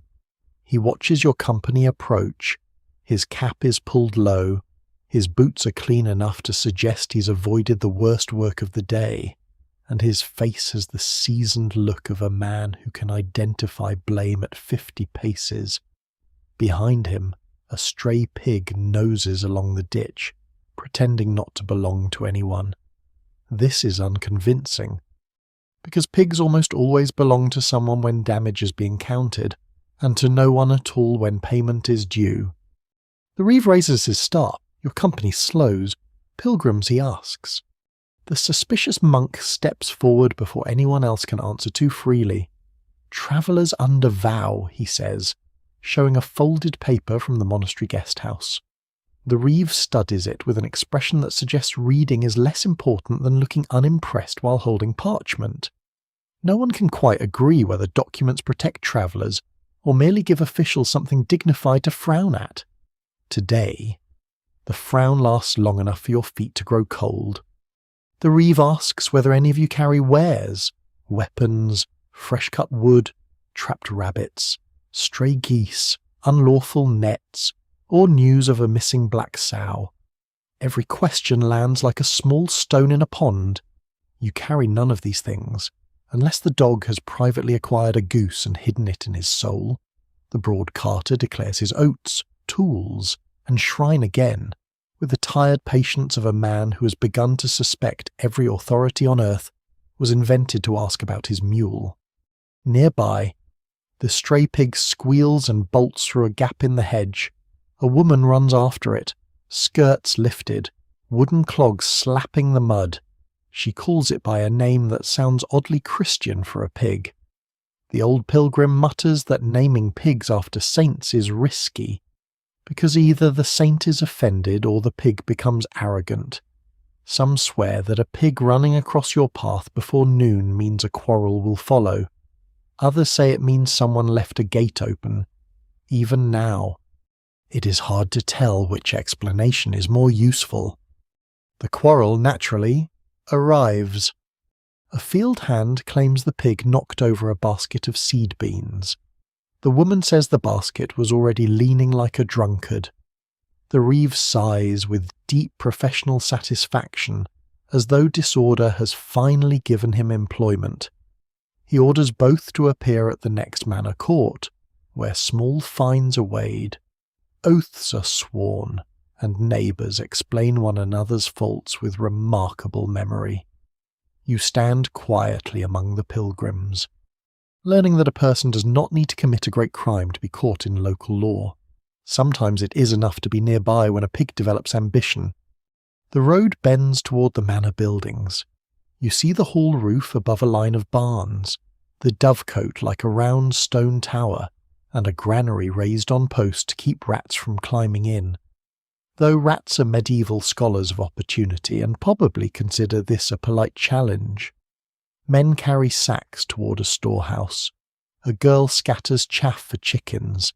At a trough, a servant washes wooden bowls with cold water, rubbing them with sand before stacking them to dry. There is order here. But it is an order made from labour hands red with cold, backs bent over grain, keys at belts, tallies cut into sticks, every sheaf and loaf remembered by someone. Your company is allowed to pass, but not before the reeve warns you to keep to the King's Road. Do not cross the Lord's meadow. Do not take deadwood from the coppice. Do not let animals graze along the winter rye. Do not sleep in the barn unless invited. Do not wash sores in the fish pond. The list grows so long that one pilgrim whispers that perhaps crawling through the ditch would be simpler. The woman in the fur-lined hood murmurs back that the ditch likely has a fee. As you move on, a manor servant hurries from the bakehouse carrying trenchers stacked beneath a cloth. The smell of rye bread follows him, warm and sour, almost painful after road hunger. Near the hall door, a clerk sits on a bench with an inkhorn, recording rents owed in grain, hens, eggs, and labour days. His fingers are blackened like the monastery scribes, though his eyes seem less charitable. A peasant woman offers a small bundle of eggs wrapped in straw. One egg cracks. The clerk notices. The woman closes her eyes for one weary breath, as if hearing the coin already leave her purse. Those who tell the tale never fully agree whether manor courts are cruel by nature or merely hungry for order in a world where fences break. Animals wander, and everyone remembers a boundary differently. You only know that the pilgrim road, which seemed wild in the forest and crowded at the bridge, can become dangerous here in another way, not with knives or wolves, but with rules you did not know existed until you're already standing in the wrong field. At the edge of the manor lands, the suspicious monk falls into step beside you. For the first time, he speaks directly. "Keep your badge visible," he says, "but keep your purse hidden." You glance at him, unsure whether to thank him or wonder why he cares. His gaze remains on the road ahead. Some men trouble pilgrims because they think them rich in offerings. He adds, others spare them because they think them poor in everything else. And what do you think, you ask softly? He almost smiles. I think travellers are easiest to harm when they believe holiness makes them weightless. Then he slows, letting the company fold around him again. The road leaves the ordered fields and climbs toward open common land, where thorn bushes grow in twisted clumps and the wind moves more freely. Behind you, the manor bell rings once, perhaps for work, perhaps for judgment, perhaps simply because every place in this world has its own sound for telling people what they owe. You walk on with your badge cold on your cloak, your pouch knotted tight, the dog nosing along the hedge, and the lesson of the Lord's land settling quietly inside you. On pilgrimage, even innocence must learn the local customs before it can pass safely through. The open common land does not stay open for long. By late afternoon, the wind begins to sharpen, and the sky lowers into a flat grey ceiling that makes every distant roof look like a promise. Your company follows the King's Road between thorn bushes, over a ridge where sheep have cropped the grass close, and down toward a hamlet gathered around a small church and a long timber hall. Smoke rises from the hall's roof hole in a wavering column, then bends sideways in the wind. As though even smoke has learned not to travel straight in this country. The manor bell behind you is gone now, replaced by the clatter of a blacksmith's hammer somewhere near the hamlet edge. A child drives geese off the road with a willow wand. A woman carries 2 pails from the well, shoulders bowed beneath the yoke. The ordinary day is folding itself away, hens herded in, shutters pulled close, dung scraped from thresholds, and supper fires coaxed from embers kept alive under ash. You walk through it all with your badge visible and your purse hidden, as the suspicious monk advised, and you feel the 3 knots beneath your cloak like small hard thoughts. The long hall belongs to a local hospice, so the old pilgrim says, though hospice here means less a place of softness than a place where a traveller may lie down without first bargaining with the rain.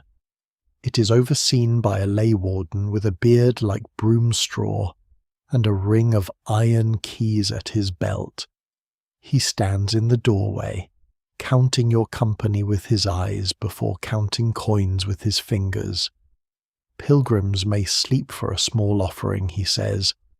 Those with no coin may carry water. Split kindling, or say a prayer for the soul of the founder. This seems fair, though the founder, judging by the number of travellers present, must be receiving an impressive amount of evening attention. You step inside and the warmth comes slowly, not as a flood, but as a suggestion. The hall is broad, dark raftered and draughty, with rushes strewn over the beaten earth and old stone near the hearth. A fire burns in the centre, its smoke curling upward toward a louver that works only when the wind agrees. Along the walls, travellers have already made nests from cloaks, blankets, saddlebags, and resignation. Boots line the benches, staffs lean in corners. A row of iron hooks holds damp cloaks that drip with patient misery. The broad carter brings his handless shrine inside again and places it close to his pallet, as if the painted saint might object to being left with the mule. The repaired wheel remains outside under the cart tilt, though you hear the carter ask the warden twice whether the yard gate is bolted. The warden lifts his keys and tells him the yard is safer than the road, which is not the same as saying safe. No one can quite agree whether a bolted gate keeps thieves out, or merely reminds everyone what is worth stealing inside. You choose a place near the wall, where a draught slips between two timbers and touches the back of your neck with icy fingers. The dog circles the rushes, sneezes at the old straw, and settles so near your feet that you cannot decide whether he guards you or uses you as furniture. Either way, you're grateful. You remove your shoes and set them beneath your rolled cloak as before, then hesitate and tuck your pouch cord under your belt, under your tunic, and under your own elbow. A medieval sleeping arrangement, you discover, is less about comfort than making theft require effort and poor posture. Supper is served from a pot that has known many vegetables and few luxuries. You receive pottage thickened with oats, a strip of tough leek, and a piece of bread cut on a wooden board worn hollow from years of knives. The warden's wife passes cups of ale, and warns everyone not to throw rushes into the fire, not to quarrel over space, not to leave knives loose in the dark, and not to accuse another traveller of snoring before midnight, because after midnight all accusations become mutual. This is perhaps the wisest rule yet spoken on the road. A woman near the hearth rubs goose grease into her cracked heels, then pulls wool stockings over them with a sigh. She says goose grease keeps out cold and wicked vapours that creep upward from damp floors. A man beside her insists that eel fat is better, though nobody asks why he knows this with such confidence. Some swear that placing a knife beneath the pillow cuts bad dreams in half. Others say iron under the bed keeps night spirits from sitting on the chest, even now. It is hard to tell whether such charms quiet the darkness or merely give tired people something solid to trust while the rafters creak. The suspicious monk takes a place near the door, where he can see the hall and the yard beyond whenever someone enters. He eats little. The three quiet strangers sit not far from the fire, speaking among themselves in low tones. One has a scratch across his knuckle that you do not remember from morning. Another keeps glancing toward the hanging cloaks. The third smiles at a servant girl who ignores him with the firm skill of someone raised among travellers. You are learning that danger often announces itself not with snarls, but with small habits repeated too carefully. Night settles. The warden closes the oak door and drops the bar into place. Iron scrapes, wood thuds, and the sound rolls through the hall like a blanket being pulled over the world. A half-burned candle is set in a wall niche near your side, its tallow flame bending whenever the draught finds it. You remember the saved candle in your bundle and leave it untouched. Light as a coin, too. Spend it only when the dark grows expensive. One by one, the hall loosens into sleep. Snores rise thin whistles, deep rattles, little broken goat sounds from a man who would certainly deny them by daylight. Someone mutters a prayer. Someone coughs wetly. The dog dreams, paws twitching against the rushes. Above you, smoke stains the rafters in slow black waves, and between them small movements flicker, perhaps mice, perhaps birds, perhaps shadows made restless by candlelight. Those who tell the tale never fully agree whether old halls are more crowded by the living or the things the living imagine when they cannot sleep. You lie with your cloak wrapped close and your elbow pressed over your hidden purse. Nearby, the woman in the fur-lined hood sleeps sitting halfway up, as if suspicion has become part of her spine. The broad carter snores beside the painted shrine. The monk remains still by the door, a dark fold against darker wood. Once, near the hanging cloaks. You hear a soft rustle. Your eyes open. A figure stands there, or perhaps only a sleeve moves in the draught. The candle shivers. The dog lifts his head but does not growl. The rustle fades. You do not call out. The road has taught you to save even your alarm until it is useful. You listen instead, keys at the warden's belt clinking as he turns in sleep, boots creaking by the bench, rain beginning softly on the roof, the hidden breathing of strangers. Your body is tired enough to sink, but your mind walks a little longer, pacing the hall from door to hearth to hanging cloaks and back again. At last, warmth gathers under your blanket. The rushes soften beneath you, or perhaps you simply stop arguing with them. The candle burns lower, a small tired star in its niche. The dog settles his chin across your ankle. Outside, the yard gate holds. Inside, purses remain hidden, keys remain close, and every sleeping pilgrim floats uneasily between trust and caution, while the long hall breathes smoke, rain, and dreams into the dark. Morning does not so much arrive as pale the smoke above you. The long hall wakes in layers, first the fire settling into ash, then the warden's keys clinking at his belt, then a cough from the hearth, then the soft complaints of pilgrims discovering that rushes make poor mattresses and worse friends.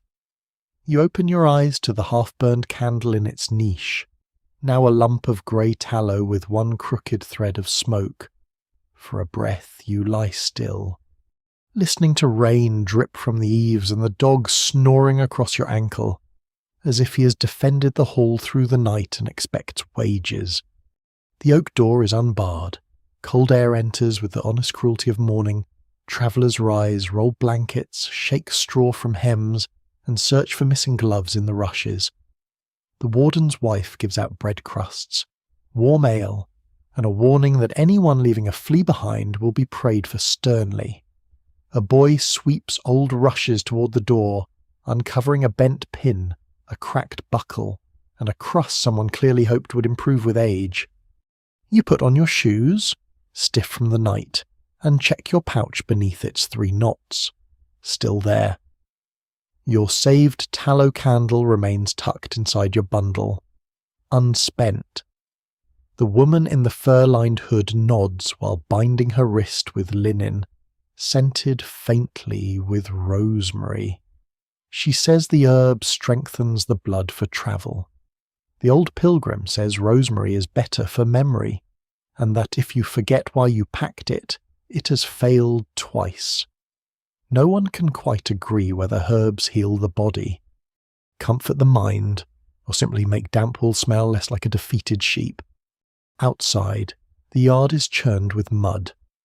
The broad carter stands beside his cart, staring at the left wheel with the stillness of a man receiving bad news from wood. The repaired hub has not shattered. Exactly. It has opened.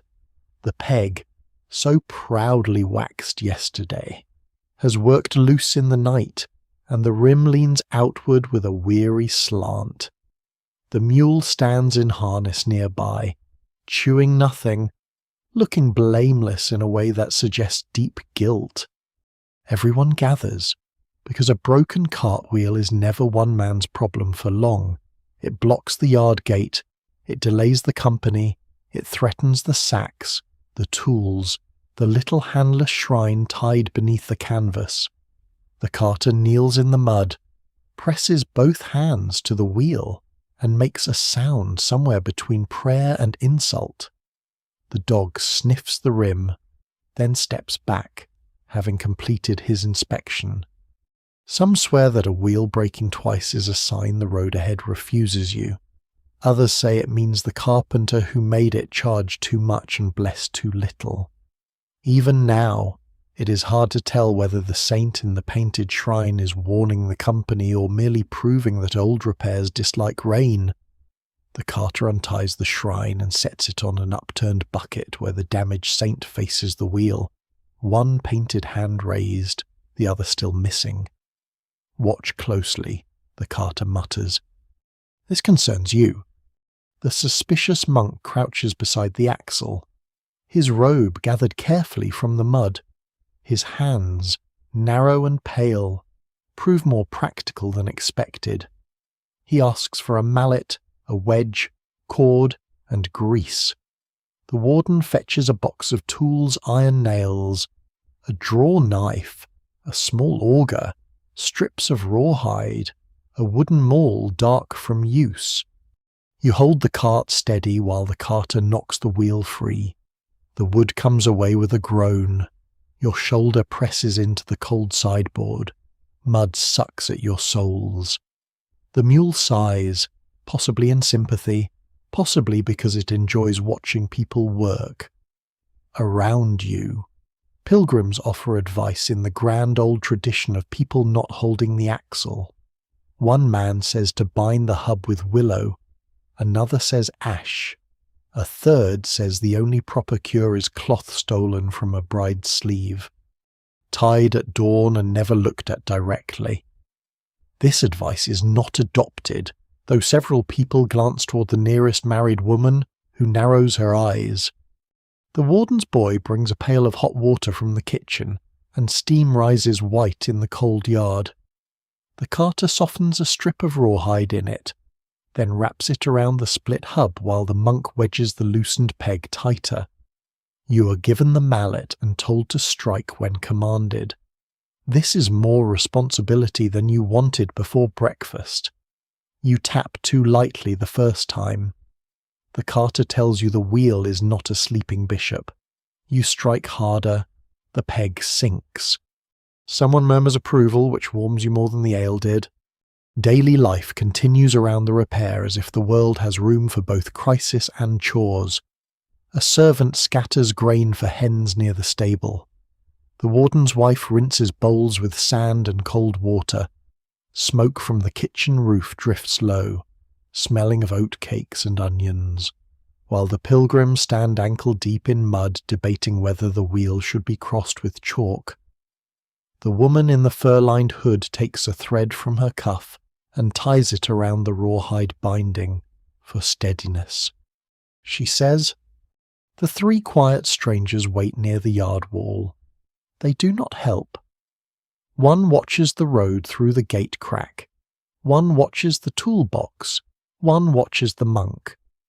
Those who tell the tale never fully agree whether idleness reveals guilt, pride, or merely a sensible dislike of mud.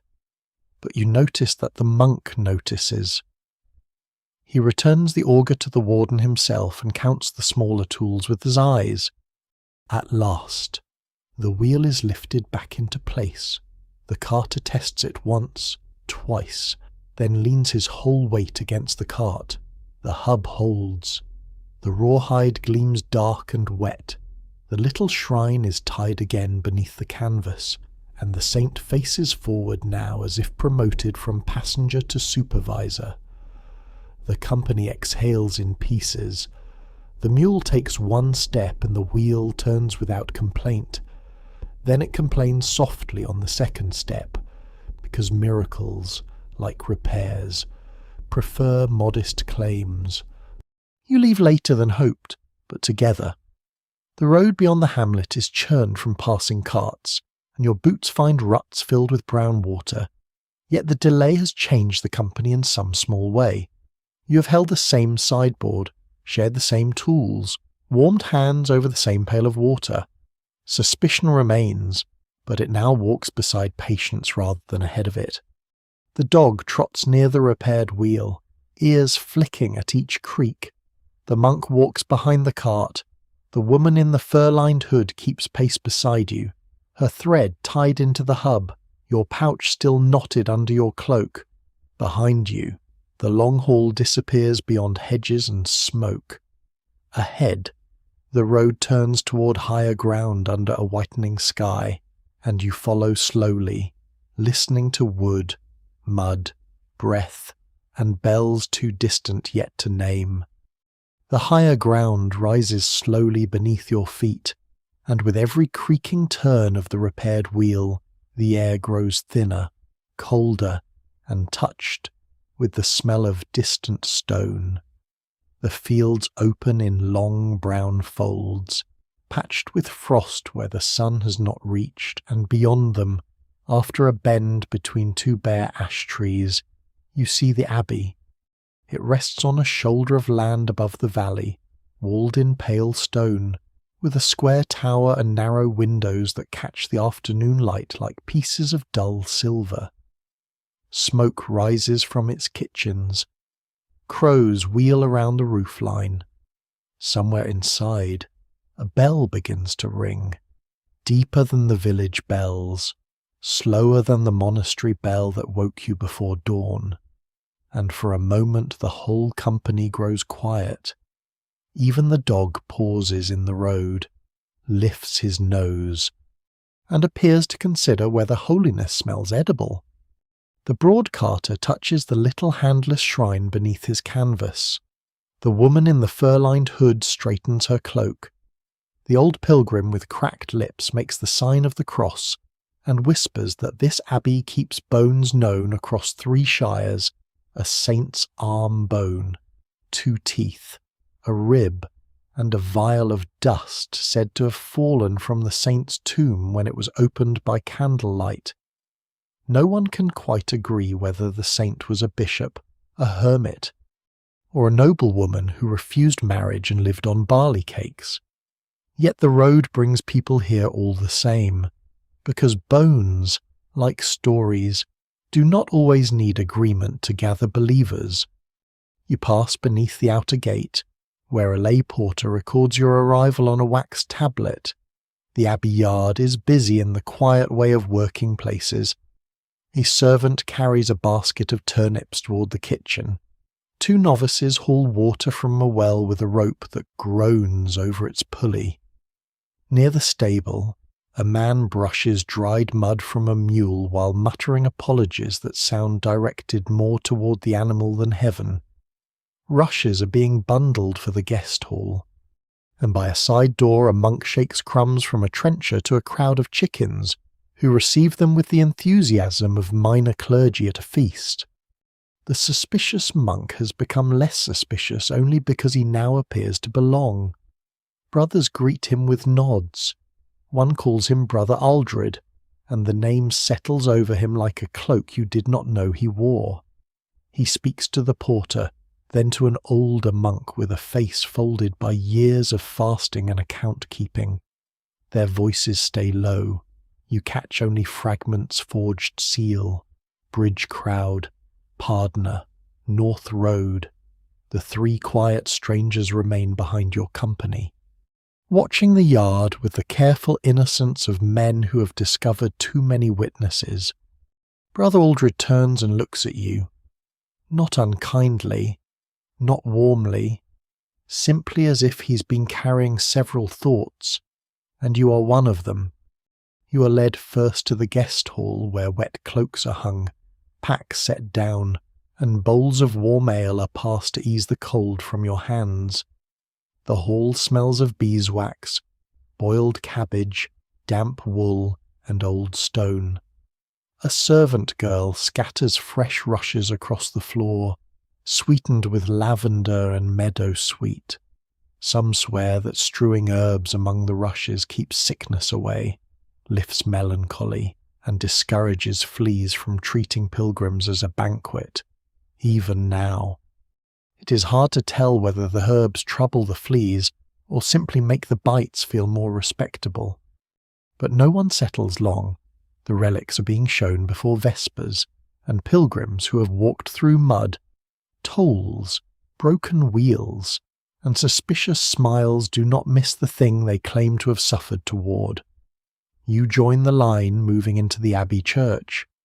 Inside, the air changes again. Cold stone holds the day's chill, but candles soften it. Beeswax flames tremble before painted panels. Incense floats in pale threads under the vaulting.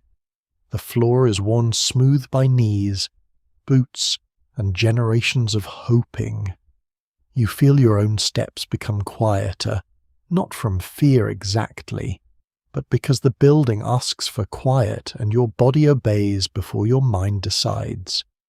At the far end of the church, near the shrine altar, stands a chest plated in silvered metal and glassed in places so pilgrims may glimpse what lies within.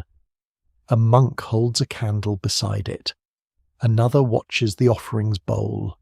A third recites the saint's virtues in a voice smooth from repetition.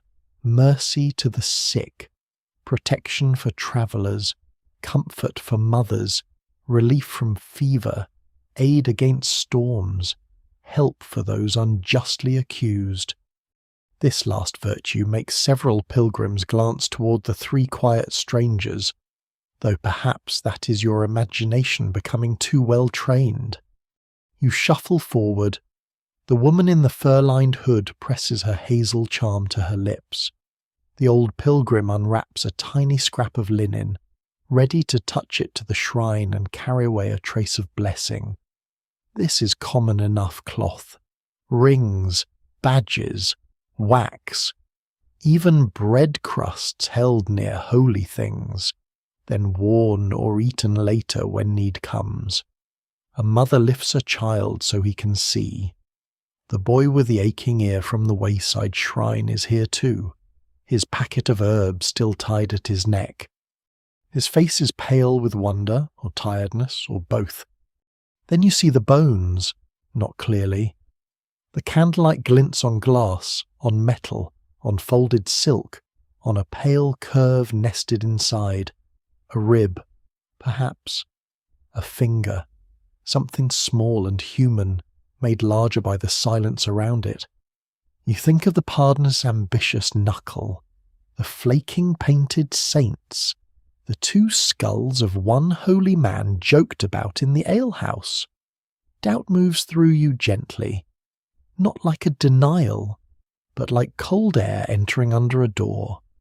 Those who tell the tale never fully agree whether relics must be true to be powerful.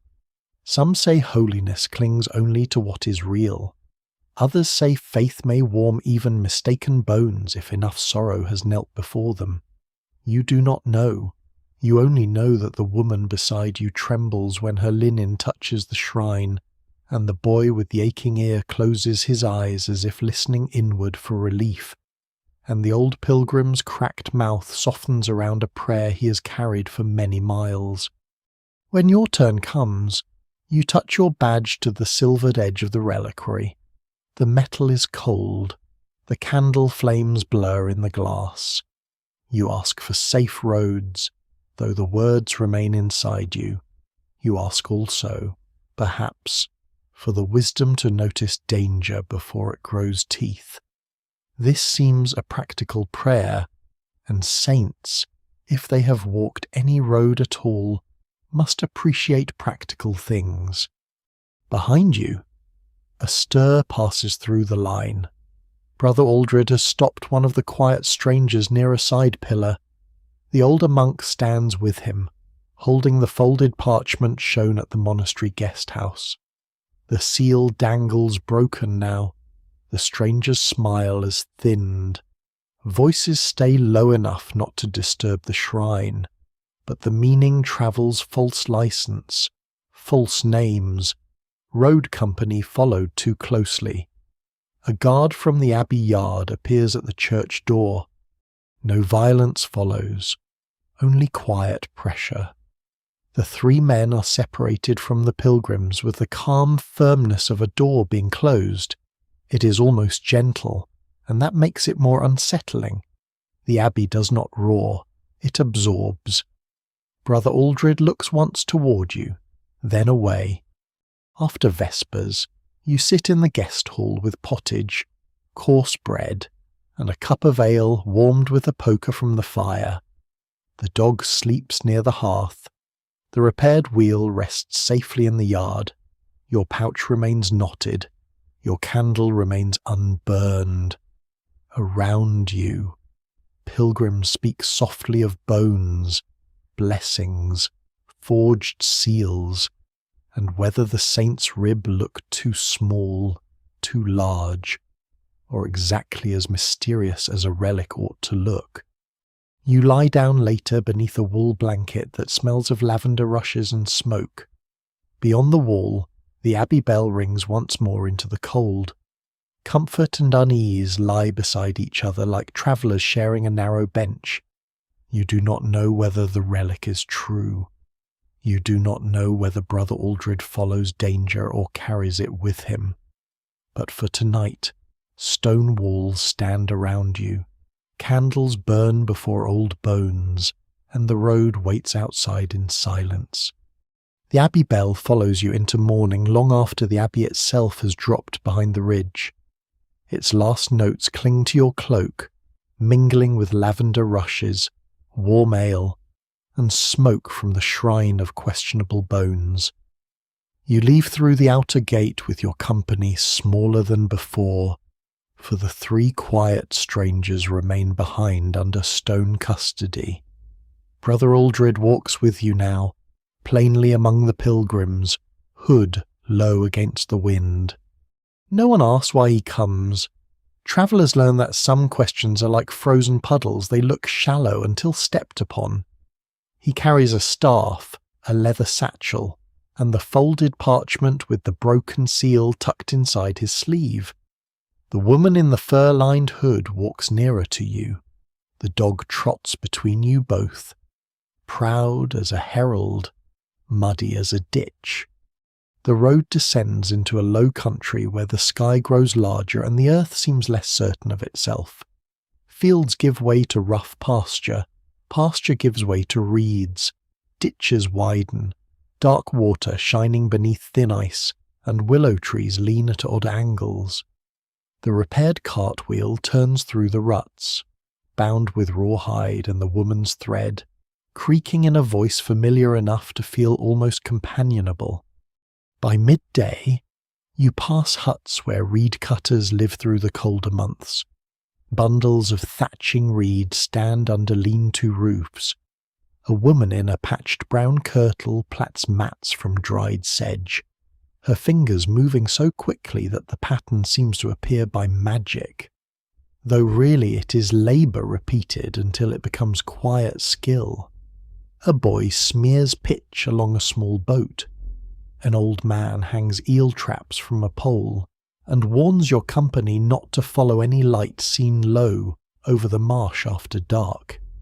Some swear those lights are souls of the drowned, still carrying candles toward a chapel that sank beneath the water in the days of a sinful lord.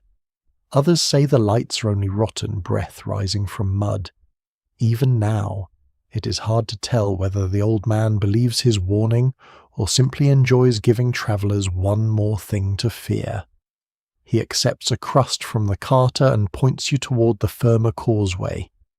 The causeway is made of stones, brushwood, and stubborn hope. Your boots strike places that hold, then places that tremble beneath the mud. Reeds whisper on either side. Water glimmers in channels too narrow to be called streams and too hungry-looking to be called puddles.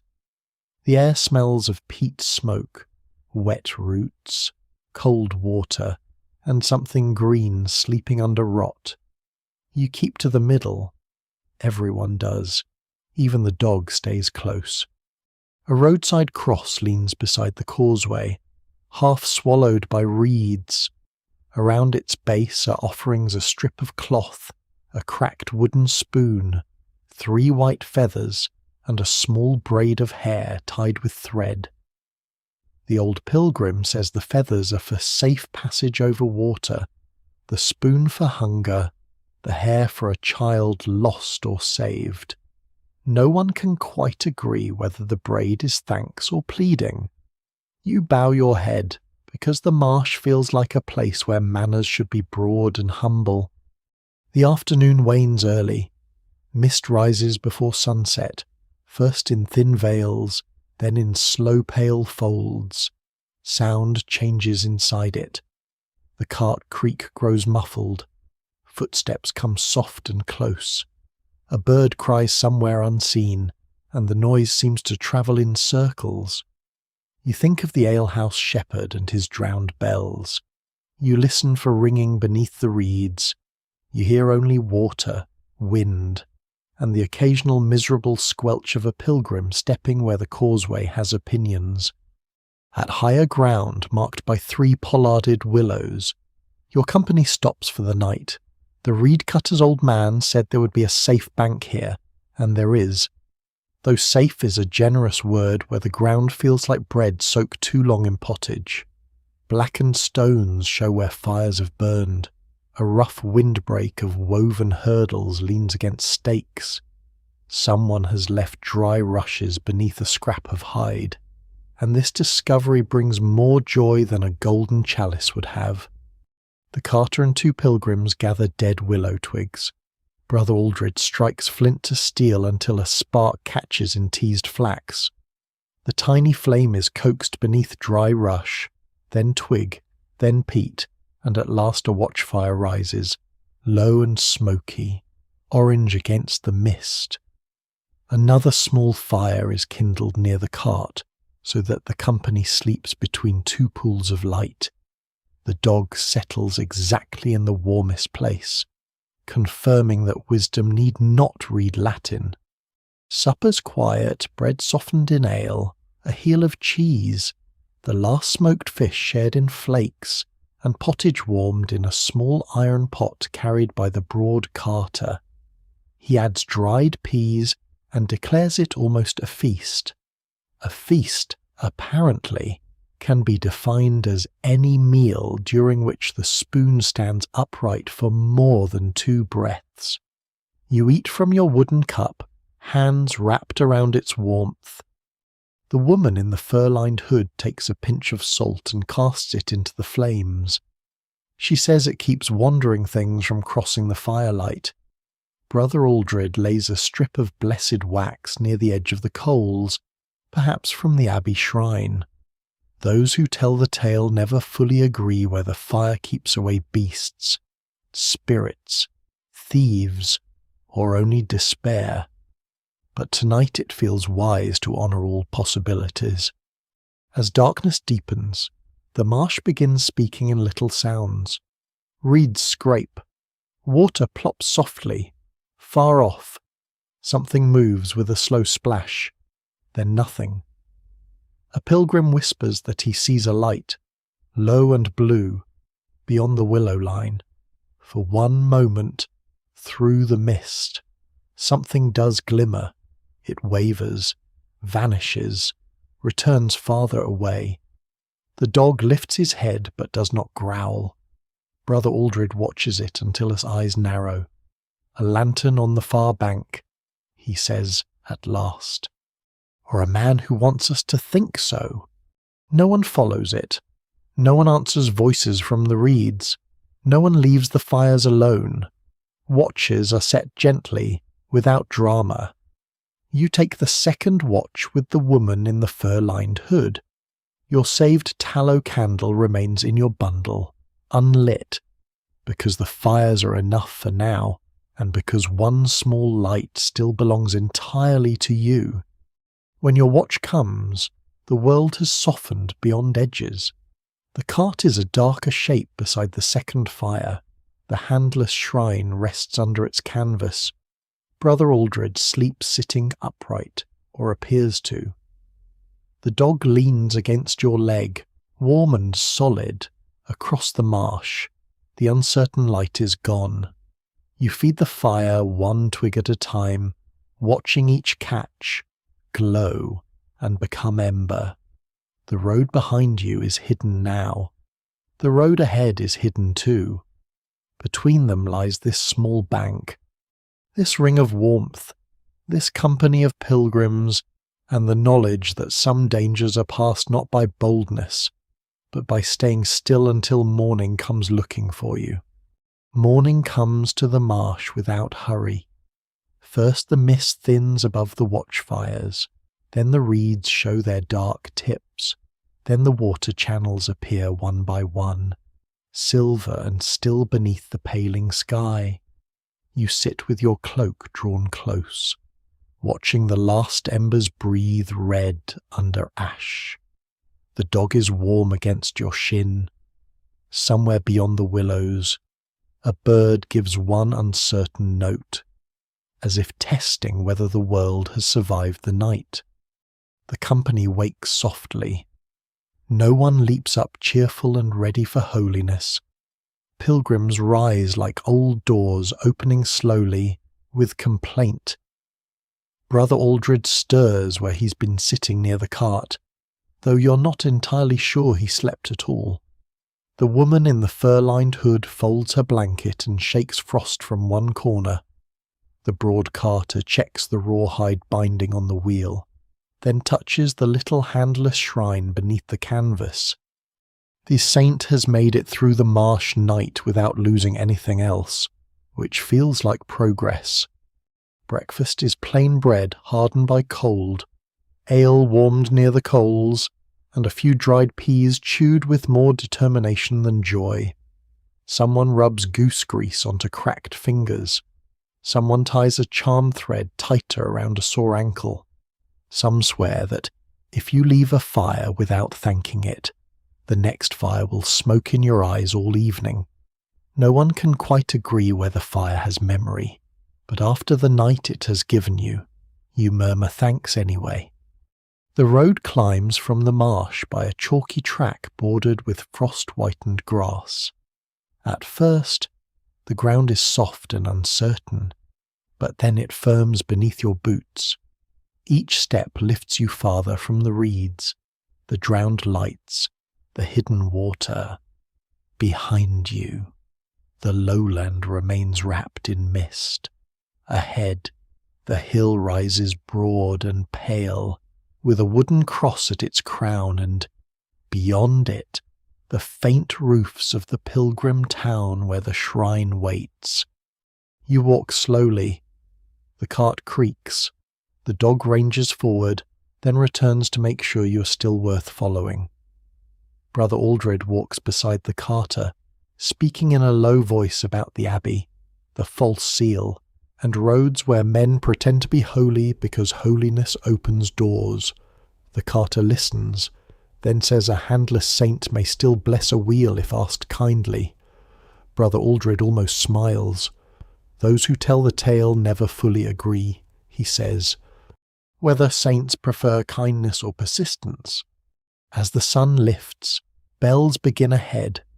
At first they are only a trembling in the air, then they become bronze, soft and layered, calling over the fields. The sound reaches you across frost, hedges, and smoke from cottages below. It is not the monastery bell, not the abbey bell, not the manor bell counting what people owe. This one feels wider, warmer, less like command and more like arrival. The final hill is steeper than it looked from below, because all final hills have poor manners. Your legs ache. Your shoulders know every fold of your bundle. Your pouch, still tied under 3 knots, presses safely beneath your cloak. Your little tallow candle remains unburned. A private light carried through gates, markets, forests, halls, bridges, courts, abbeys, and marshes. You have not needed it, and that feels like its own small blessing. At the hilltop cross, pilgrims pause. Cloth strips flutter from the wood linen, wool, faded ribbon, a child's braid tied with blue thread. The woman in the fur-lined hood touches the cross and closes her eyes. The old pilgrim with cracked lips kneels stiffly. The boy with the aching ear stands beside his mother, listening to the bells with his head tilted. You cannot tell whether he is healed, but his face is calm, and sometimes calm is the first door healing uses. You look back. The road lies behind you in pieces, the dusk gate and its hissing torch. The market of badges and doubtful relics, rain in the gatehouse, straw pallets in the monastery, frost over fields, the forest hollow, bread beside the yew shrine, smoky alehouse whispers, the toll bridge crowd, the manor court road, the draughty hall, the broken cartwheel, the abbey bones, the marsh watchfires. None of it seems heroic now. It seems human. Mud, hunger, fear, kindness, suspicion, warmth, bells. Bread shared in careful pieces. Brother Aldred stops beside you. From his sleeve he draws the folded parchment with the broken seal, then tucks it away again. The road keeps teaching, he says. You ask whether it ever finishes. He looks toward the pilgrim town below, where smoke rises blue from chimneys and the bells continue. Not for anyone who keeps walking. The dog noses your hand. You scratch behind his ear, and he leans into you with the full weight of his approval. Perhaps he belongs to no one. Perhaps he has followed 100 pilgrims up this hill. Perhaps some swear he is sent by the saint, while others say he is sent by hunger and excellent timing. Even now, it is hard to tell whether the difference matters.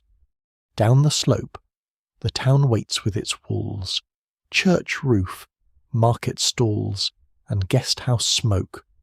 The danger has not vanished. Roads never give such promises. There will still be tolls, damp beds, sharp-eyed men, false bones, bad weather, and mud that behaves with personal malice. But for this moment, at the hilltop, with bells moving through the morning and the dog warm against your knee, the dangers loosen. They become distance. They become story. You descend with the others, slower now, not because you are weaker, but because a rival asks to be entered gently. The sun touches the frost along the hedges. Smoke smells of peat and breakfast fires. Somewhere below, someone is baking rye bread. Somewhere a scribe is trimming a quill. Somewhere rushes are being shaken across a floor for travellers not yet seen. You carry the road inside your boots, your cloak, your tired hands, and the small quiet chamber of your chest where prayers settle after words are done. And now the day softens. The bells grow rounder and farther apart. The town below loses its hard edges and becomes a warm blur of roofs, smoke, and candle-lit windows imagined before you reach them. Your steps slow, and the road no longer pulls so sharply. It rests beneath you, pale and patient, carrying you as it has carried so many others through fear, rain, hunger, and hope. You feel the weight of your bundle, but it no longer feels heavy. This saved candle lies inside it, still whole, still waiting, and perhaps that is enough. Not every light must be burned to be useful. Some lights comfort simply by being there. The dog walks beside you without hurry. The woman in the fur-lined hood hums under her breath. The repaired wheel turns softly, softly, each creak gentler than before. Brother Aldred lowers his hood as the morning warms. The handless saint rides beneath the cart, facing forward into the glow. You breathe in cold air and breathe out mist. You let your shoulders drop. You let the road behind you fade into quiet shapes: gate, forest, bridge, hall, marsh, hill. You're safe enough for now, warm enough for now, guided enough for now. The bells continue, slow and kind, and the medieval world dims around you like a hearth settling after a long night. Mud dries at the edge of your boots, smoke curls upward, bread waits somewhere near a fire. The dog's paws tap softly on the road, and you keep walking, not toward danger now, but toward rest, toward walls, toward a low bed under wool blankets, toward sleep coming gently as dusk over fields.